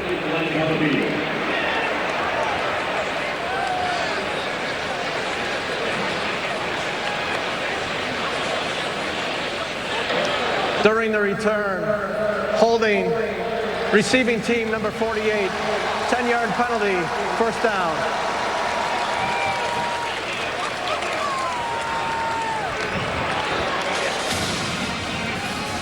So they'll back that one up.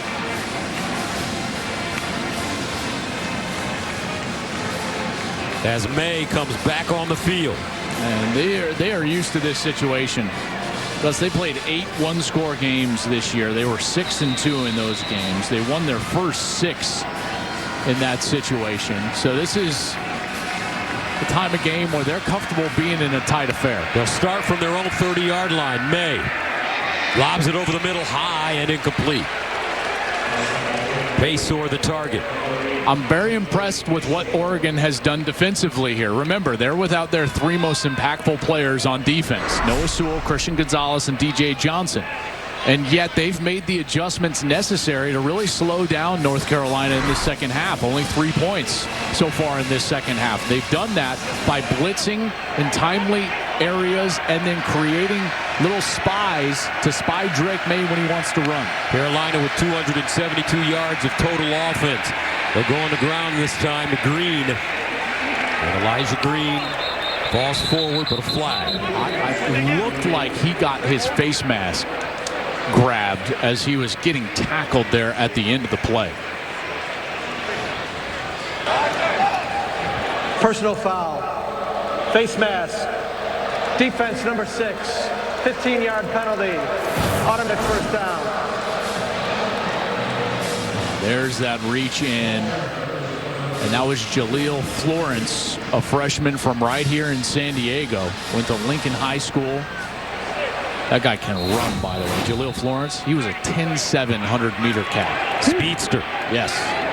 First down, though, for North Carolina inside Oregon territory at the 48. May sprints up, looks, delivers across his body, and it's caught for first down by Andre Green Jr., the freshman. He's had a really solid game today. Yeah, had that touchdown catch earlier in the game, and here coming back, and he's basically the trail. So he's kind of the fourth guy in the progression. If May needs him, then he's there trailing and does a great job corralling that ball as he's going to the ground and gaining control. And they'll move the chains. Good series here for Carolina offensively. After the 13-yard pickup, 1st and 10 at the 35 for North Carolina. 5:50 and counting. May hands it off to Green. Green with room. Elijah Green. 7 yards. You know, this is an air raid style offense, and that's the run play that everyone now in this offense has taken from Lincoln Riley. You know, Bill Bedenbaugh in Oklahoma, they were so good at that. It's called GT counter. They pull a guard, they pull a tackle. They don't block that right side of the line defensively for Oregon, and then they create those extra gaps front side. It's very hard to stop, and they run it beautifully right there. Second down and short.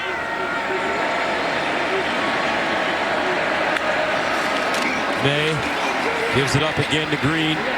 Looking for the first down, he won't get it.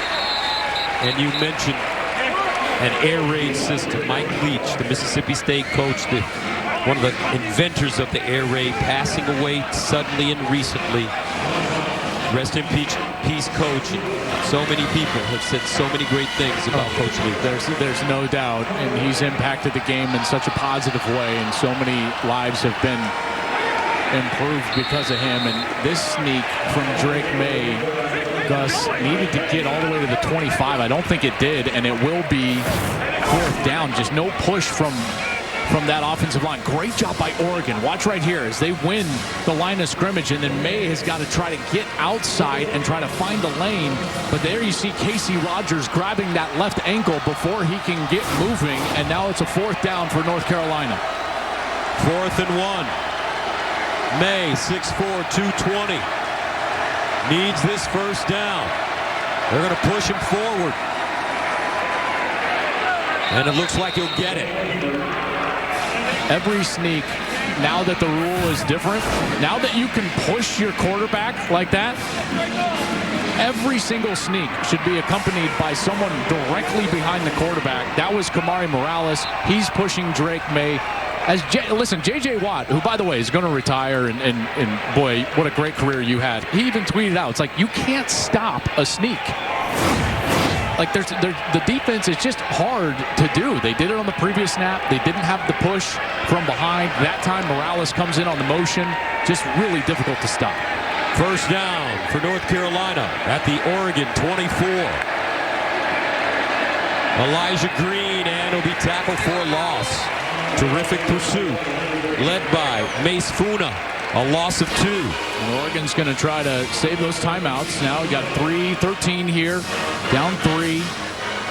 Carolina's on the edge of field goal range against, again, their kicker, Burnett, his long is 47. Mac Brown, not all that confident in their kicking game.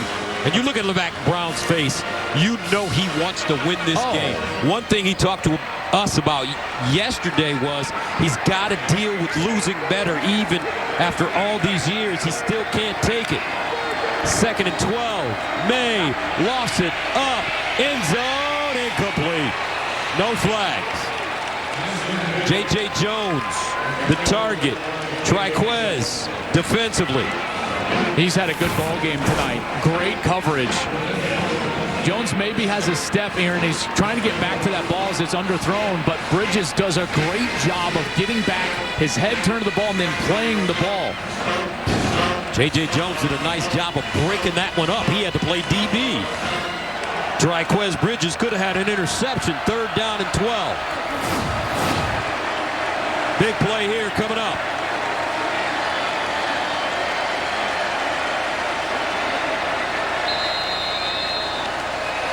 Timeout, North Carolina. They're 2nd and a half. So North Carolina calls a timeout. Mac Brown wanting to talk it over with his group. 2 minutes and 39 seconds remaining in regulation. Back after this. The Holiday Bowl on Fox is sponsored by Discover. Exceptionally common sense. And by State Farm. The State Farm Personal Price Plan helps you create an affordable price just for you. A look at some past winners of the Holiday Bowl, which has been played since '78. Navy defeated BYU in the first Holiday Bowl game. Iowa defeated USC in the last Holiday Bowl game played in 2019. Oregon is 2 wins in 3 previous Holiday Bowl appearances. There's the Holiday Bowl trophy. And this one is coming down to the wire, 24-21. North Carolina on top of Oregon, 3rd down and 12 at the 27 for Drake May. Oregon showing blitz. They back out of it. May looking. May underneath and incomplete. That'll bring up 4th down and 12. Morales, the intended receiver. What do they do now?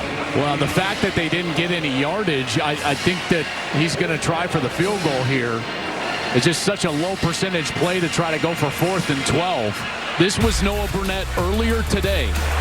Now, this was the opposite side of the field, and the footing on the opposite side of the field was a little bit more shaky. He pushed it right.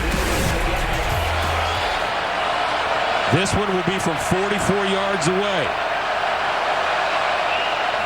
47 yards, his career long. Noah Burnett gets it away, and it's good. Right down Main Street for Noah Burnett. And Carolina takes a 27-21 lead. Good snap, great hold, and Burnett knocks it through. Clutch kick right there, and that's going to force Oregon to have to go down and put it in the end zone. The old ball coach says yes. He was being sly yesterday, wasn't he? He was like, all I want is for my guys to fight. That's it. That's all I want. They've done more than that. This is a team that has shown a lot of resilience and grit all year long in close ball games, and that was a quality drive right there. Now, on the opposite side, Oregon, their quality drives, Gus, involve tempo. The situation of the game will put them into that rhythm. 2 minutes and 29 seconds left.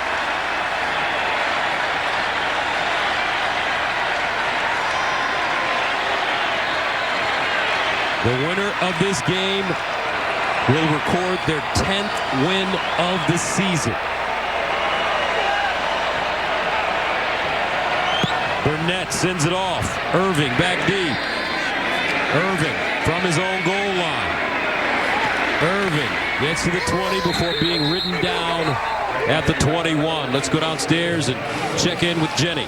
Well, and Gus, Joel just mentioned that fight, right? And what Coach Brown was saying he needed from his guys. It's been fascinating throughout the game to watch every single person involved. And it's even what Brown said to us. I want everyone involved. If you're carrying the water, I want you in this thing. If you're scoring the touchdowns, I want you in it. It has not at all changed throughout the game, throughout the shifts of momentum. And boy, have they listened to Mack Brown as they are trying to hold on to win this one.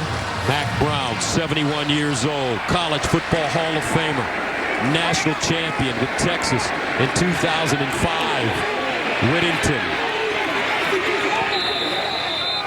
And Noah Whittington stopped by Don Chapman after a 5-yard jaunt. You know, Oregon's in a good position here because of those 2 passes that Carolina threw. They've got all 3 of their timeouts, and they still have over 2 minutes to go. So they don't have to panic, but they can run that quick tempo. Nix, sideline, caught.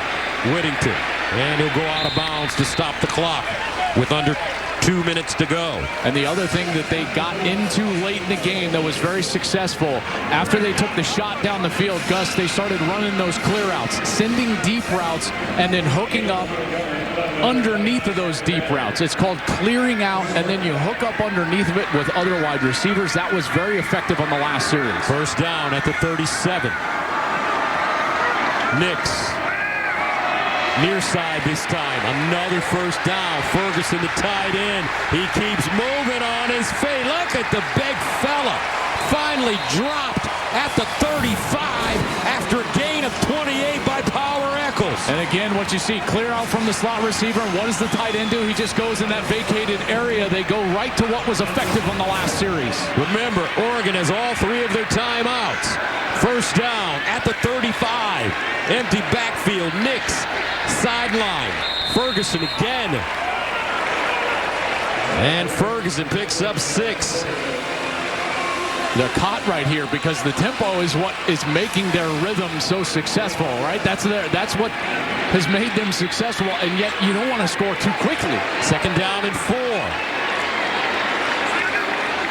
1:11 to go. Nix winds up. Incomplete and a flag.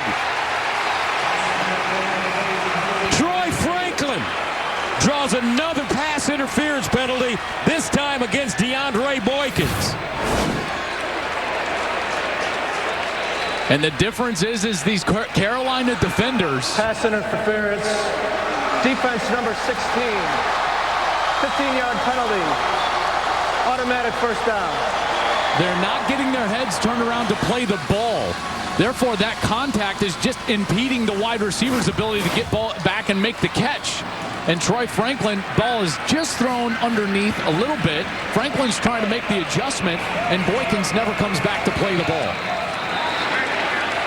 5th play of the drive that started at the Oregon 21. First down at the 14.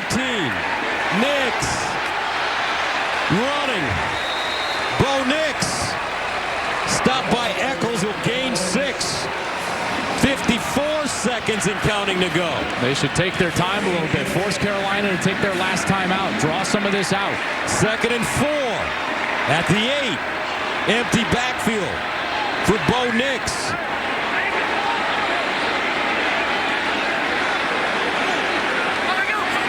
Nix looking. Corner. Incomplete. Troy Franklin the target. That brings up 3rd down and 4 at the 8-yard line. They've got plenty of time, Gus, because of the 3 timeouts. So that's why they can take their time if they need to. And Dan Lanning has done a nice job here managing the clock here late in the game. Now 3rd and 4, though, you've got a couple of plays to move the chains. You've got run at your disposal because of those 3 timeouts. Clock not necessarily a factor as of now. Can Carolina's defense, though, come up and make a play? North Carolina.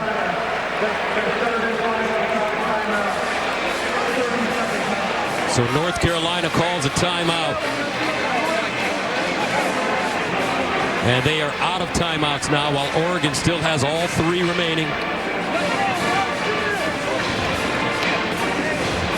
Boy, this offense has turned it on in the 4th quarter, haven't they? They've done a heck of a job. The offensive line has been good all night long. They were running the ball early. They've provided a lot of time for Nix to throw it here late in the game. And Mac Brown, as we told you, had a chance to talk to young Dan Lanning, 36 years old. Coach Brown gave the young coach some advice. He said, stay true to yourself. It's about the players, and enjoy the journey. What a journey the Holiday Bowl has been tonight. Electric finish, and it's exactly what these people with this bowl game have deserved. 3rd down and 4 at the 8. Whittington in the backfield with Bo Nix. Nix hands it off. Whittington churning, and it'll be swung down. This time it's Kamen Rucker, and a timeout called by Oregon. With 24 seconds remaining, down 27-21. Wow, and now you come up and you've got the 4th down. Listen, I liked the run call because Carolina only had 5 defenders in there inside of the box. They go for the run, but Carolina gets the stop. Boy, this has been just a fabulous game now, and it should come down to this. You got 4th down. You can get the 1st down and not score. They've got timeouts left, 2 of them left after this one is taken. And Carolina looking for the stop of the season here in a bowl game. 4th down and 2. At the 6-yard line for Oregon. 24 seconds remaining. Bo Nix. Does he have some magic in him? Nix drops back. Underneath. Touchdown, Ducks! Wow! Chase Cota. And we're level at 27.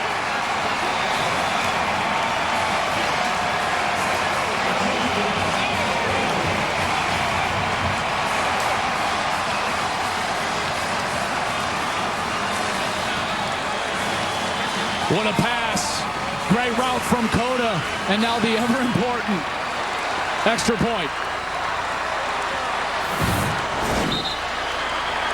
Just an unbelievable drive. The ruling on the previous play was a catch and a touchdown. The play's under further review. Cota ran a brilliant route. And Nix had just enough time as Carolina blitzed and tried to get pressure in his face. So here's Cota on the opposite side. Okay, here he comes. He's going to come screaming across the formation. And watch as Nix just retreats enough as the blitz is in his face. And he sidearms this ball right there. He got the catch. And then he tries to turn across the goal line. The ump just gets out of the way right there. That backside does hit. It's hard to tell exactly where the ball is. You know, based on 2 of those looks together, that his butt kind of hits right there. But it's tough to see the ball. I don't know if you can take this one off the board. And Dan Lanning celebrates with his quarterback, as he should. What a great couple of series here late in the game for Bo Nix and this Oregon offense. You think bowl games don't matter to these kids? Oh, and the coaches as well. They're still looking at it. Dean Blandino, our rules analyst, takes a look. Dean, your thoughts on this play?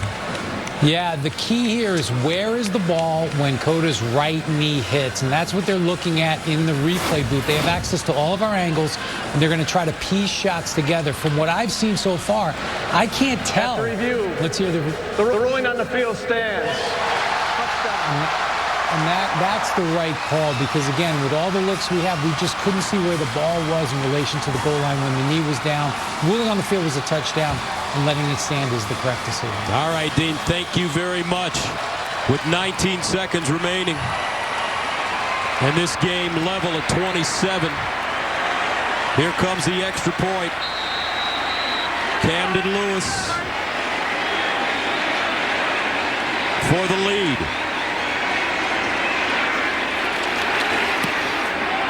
Oh! Off the upright! And good! He kissed it in!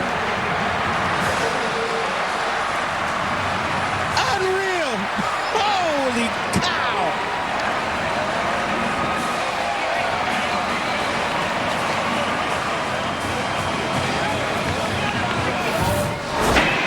Listen to this!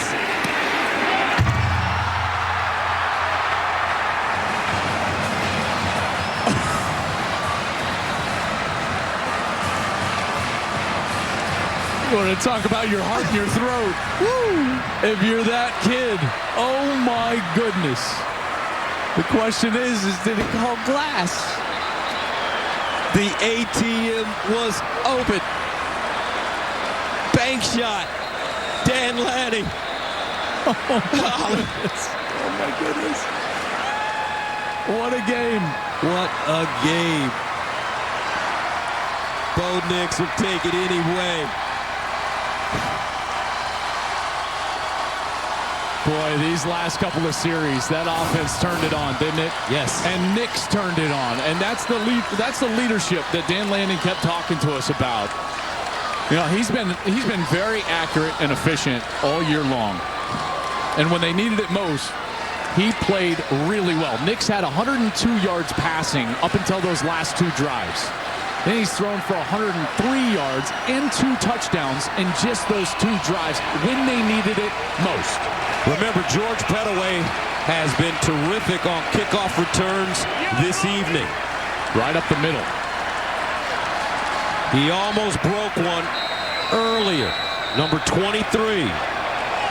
He's returned one 54 yards and 46 yards. He'll kick this one short. DJ Jones. Jones knocked down at the 33 with 15 seconds remaining. Carolina out of timeouts. Drake May. How do you work this, Joel? Well, I mean, listen, they got it done in the first half, and they did it by just running seam routes, 4 vertical routes. I would assume that they would do something similar, but the difference is that the coverage is going to be vastly different from Oregon, and you can see it right now. They got 3 players all the way back, 22, 23 yards deep. No timeouts for the Tar Heels. May looking, and he's got the first down. Paysor. Tackled by Bennett Williams. Tar Heels quickly to the line of scrimmage. And they'll spike it with 6 seconds to go. So with 6 seconds, I don't believe that they can run a play to get into field goal range. So at this point now, you're just trying to send it either all the way into the end zone. What's his arm strength like? Can he get it? Yeah, absolutely. He could absolutely throw the football 60, 65 yards. So he can get it to the end zone. Now it's just about getting him enough time for the wide receivers to get down there and in position. 2nd and 10 of the 42. 6 seconds remaining.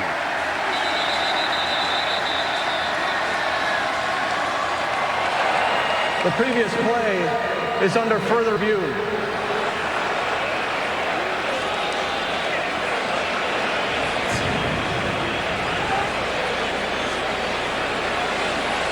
Yeah, they can't review this because they've already run a play. It's 2nd down. If they wanted to review whether he got the first down or not, that ship has sailed. They've already run a play. So as soon as he puts the headset on, someone should be saying that or listening to me. So maybe they're checking about, number of ducks on the field. This is going to have to be something other than just like, did he get the line to gain? Because again, we've run the play. So it's got to be some sort of substitution. Was there 12 ducks on the field?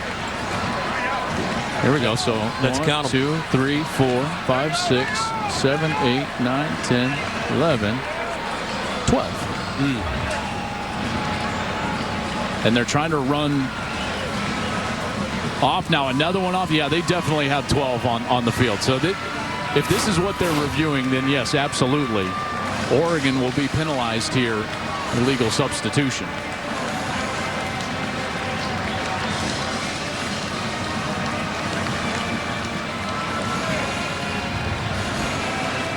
So now they'll give him a 5-yard penalty, and the clock will start on the snap. That's what's important here, is that it's not going to be started by the official and start to run.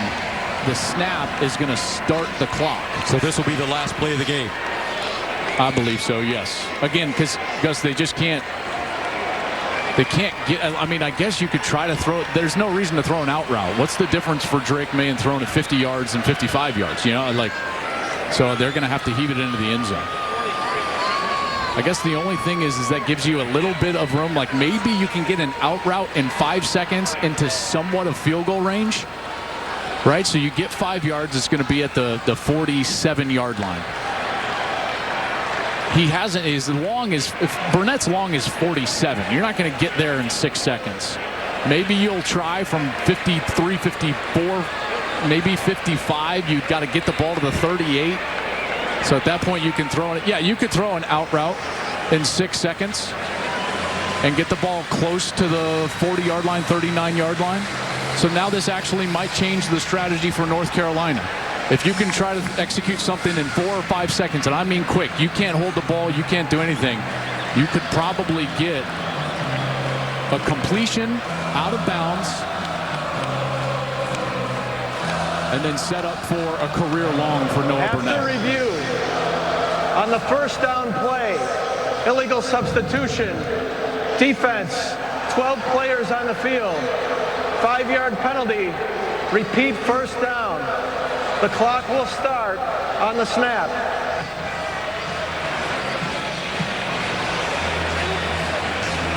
So now you got to make a decision if you're North Carolina. Do you want this to be the last play, or do you want to put this on Noah Burnett?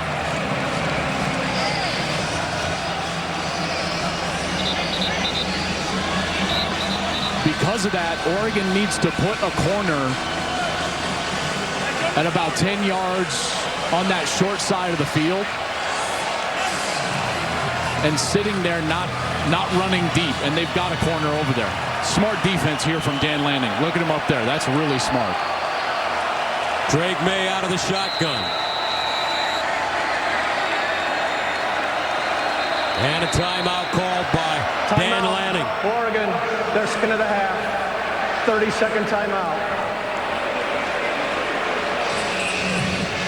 Lanning, a defensive specialist, had a chance to see how North Carolina lined up.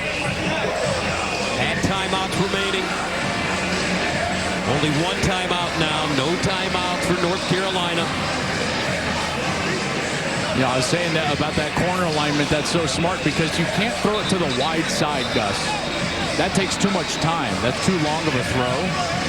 So Lanning did something really brilliant. He took that option away from North Carolina. I'm not going to let you try to get a field goal on us here with just 6 seconds. So he sat a corner in a jam technique to try to take away that quick out to the short side of the field. We'll see if he does it again after the timeout. 6 seconds to go. You get the feeling that Carolina is going to try for the Hail Mary. Here's May to the sideline, caught, out of bounds. No time on the clock. Let's see, Paysor with the catch.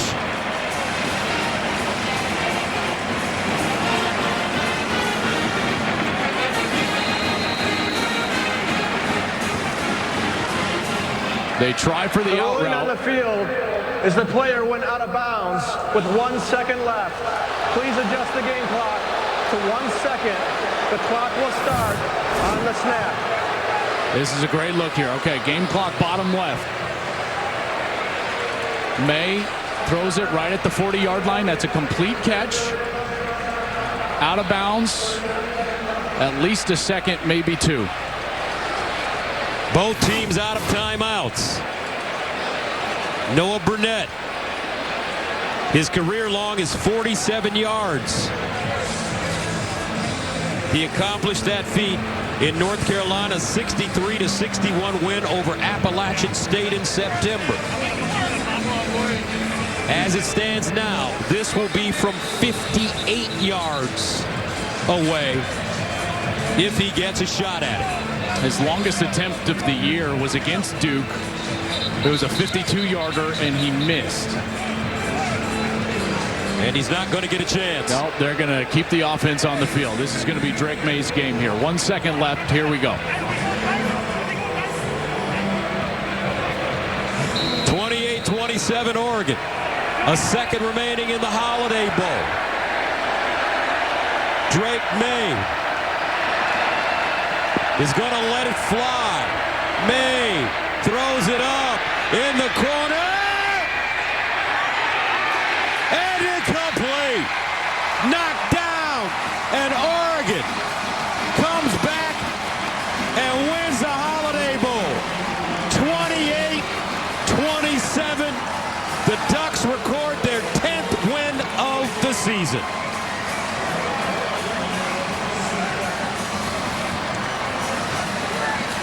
That was a phenomenal college football game, partner, wasn't it?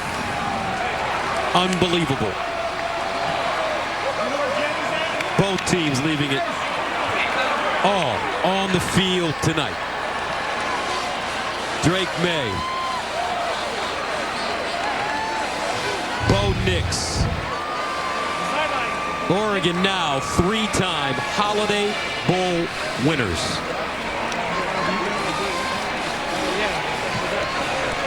What a game. In the end, Nix, with the heart of a lion, leading his team all the way down the field for the game-winning score.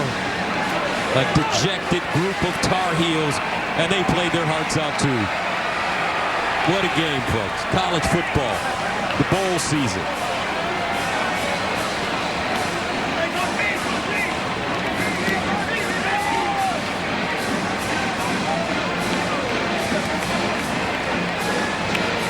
Oregon will end their season at 10-3.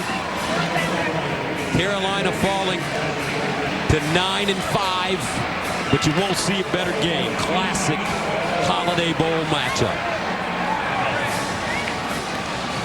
Let's go downstairs to our Jenny Tabb. All right, guys, thank you, Bo. Congratulations. I mean, thank you for that. That was really enjoyable. The fourth quarter, really the last two drives, break it down for me and how you guys were able to deliver. Well, we were able to deliver because our defense stopped them and held them up pretty big. I mean, when their number was called, they all answered. Huge stops down there in the red zone to force a field goal and then a stop. I mean, we couldn't have done it without them.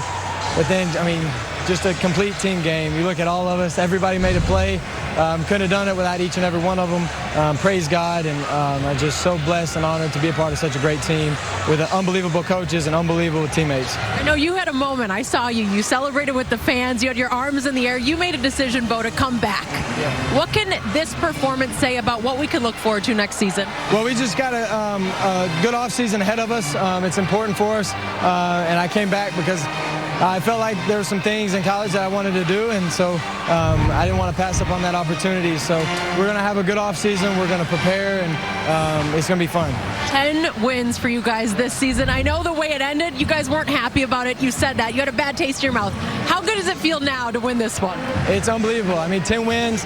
To send our seniors out this way, guys like Alex Forsyth and Ryan Walk and Bennett Williams and all those guys that are about to depart from us, I mean, I couldn't be prouder of those guys and just how they battled their way through it today, and just it was a complete team win, and I'm so happy right now. All right, I want you to enjoy it. Thank you. Thank you so much. Go Ducks. Classic Holiday Bowl matchup, and in the end, it's the Oregon Ducks winning 28-27 over North Carolina. Join us after the break for plenty more post-game coverage, including the trophy presentation. 28-27, the final. Oregon defeats North Carolina in the Holiday Bowl. Let's go downstairs for the trophy presentation to our Joel Klatt. All right, it's time to hand out some hardware, isn't it? First of all, I want to congratulate everybody involved. with the SDCCU Holiday Bowl. All the Redcoats and the Volunteers on an amazing week and an unbelievable game here at Petco Park. And this year's president of the Holiday Bowl is here to hand out some hardware. So Sherry Park, go ahead.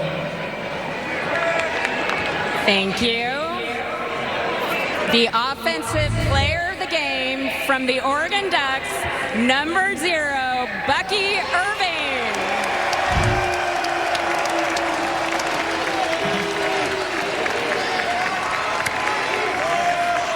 Bucky, come here, man. You guys were rolling in that first half. You had over 100 yards. You finished well over 140 yards, couple of touchdowns. Tell us about that offensive line and how well you guys ran the ball. I mean, I want to shout out to my offensive line. I love these guys. I mean, they done a great job all year. Now, also, I want to thank my coach for being on me every day, just telling me, trust me to stay on my track, and I listen to him and good results. Bucky, congratulations, bud. All right, Sherry, who's our defensive MVP? The SDG&E defensive MVP of the game from the Oregon Ducks, number 18, Mace Funa.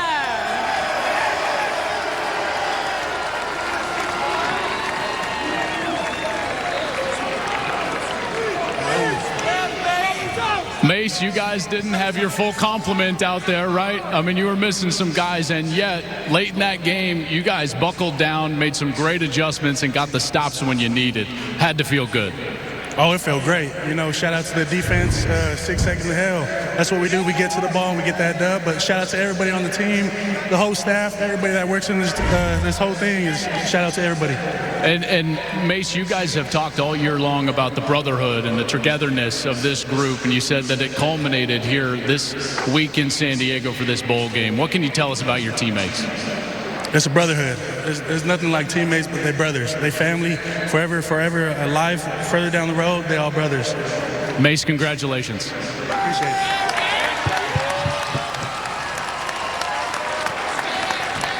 On behalf of all the Redcoats, it is my pleasure to present the 2022 SDCCU Holiday Bowl Championship Trophy to head coach Dan Lanning and the Oregon Ducks.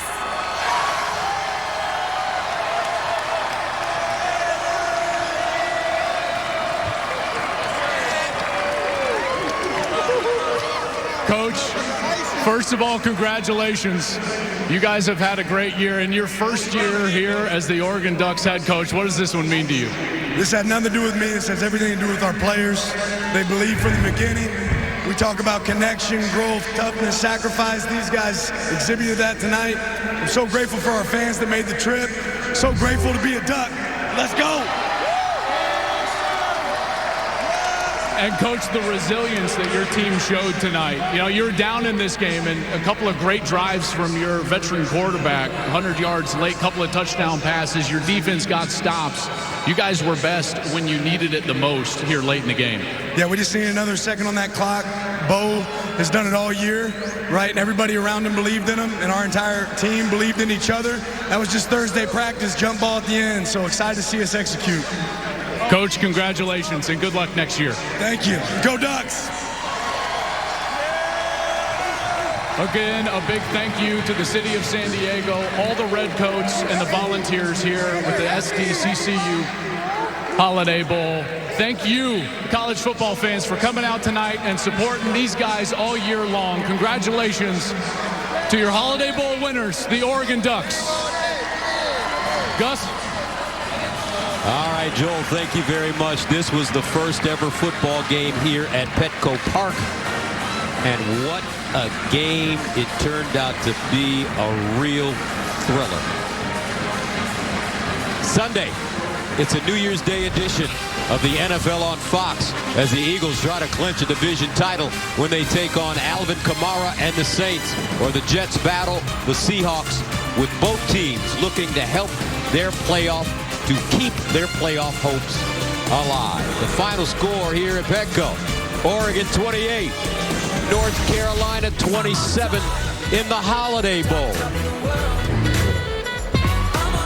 Thanks for joining us for the 2022 Holiday Bowl. For Joel Klatt, Jenny Taft, and our entire crew, this is Gus Johnson saying so long.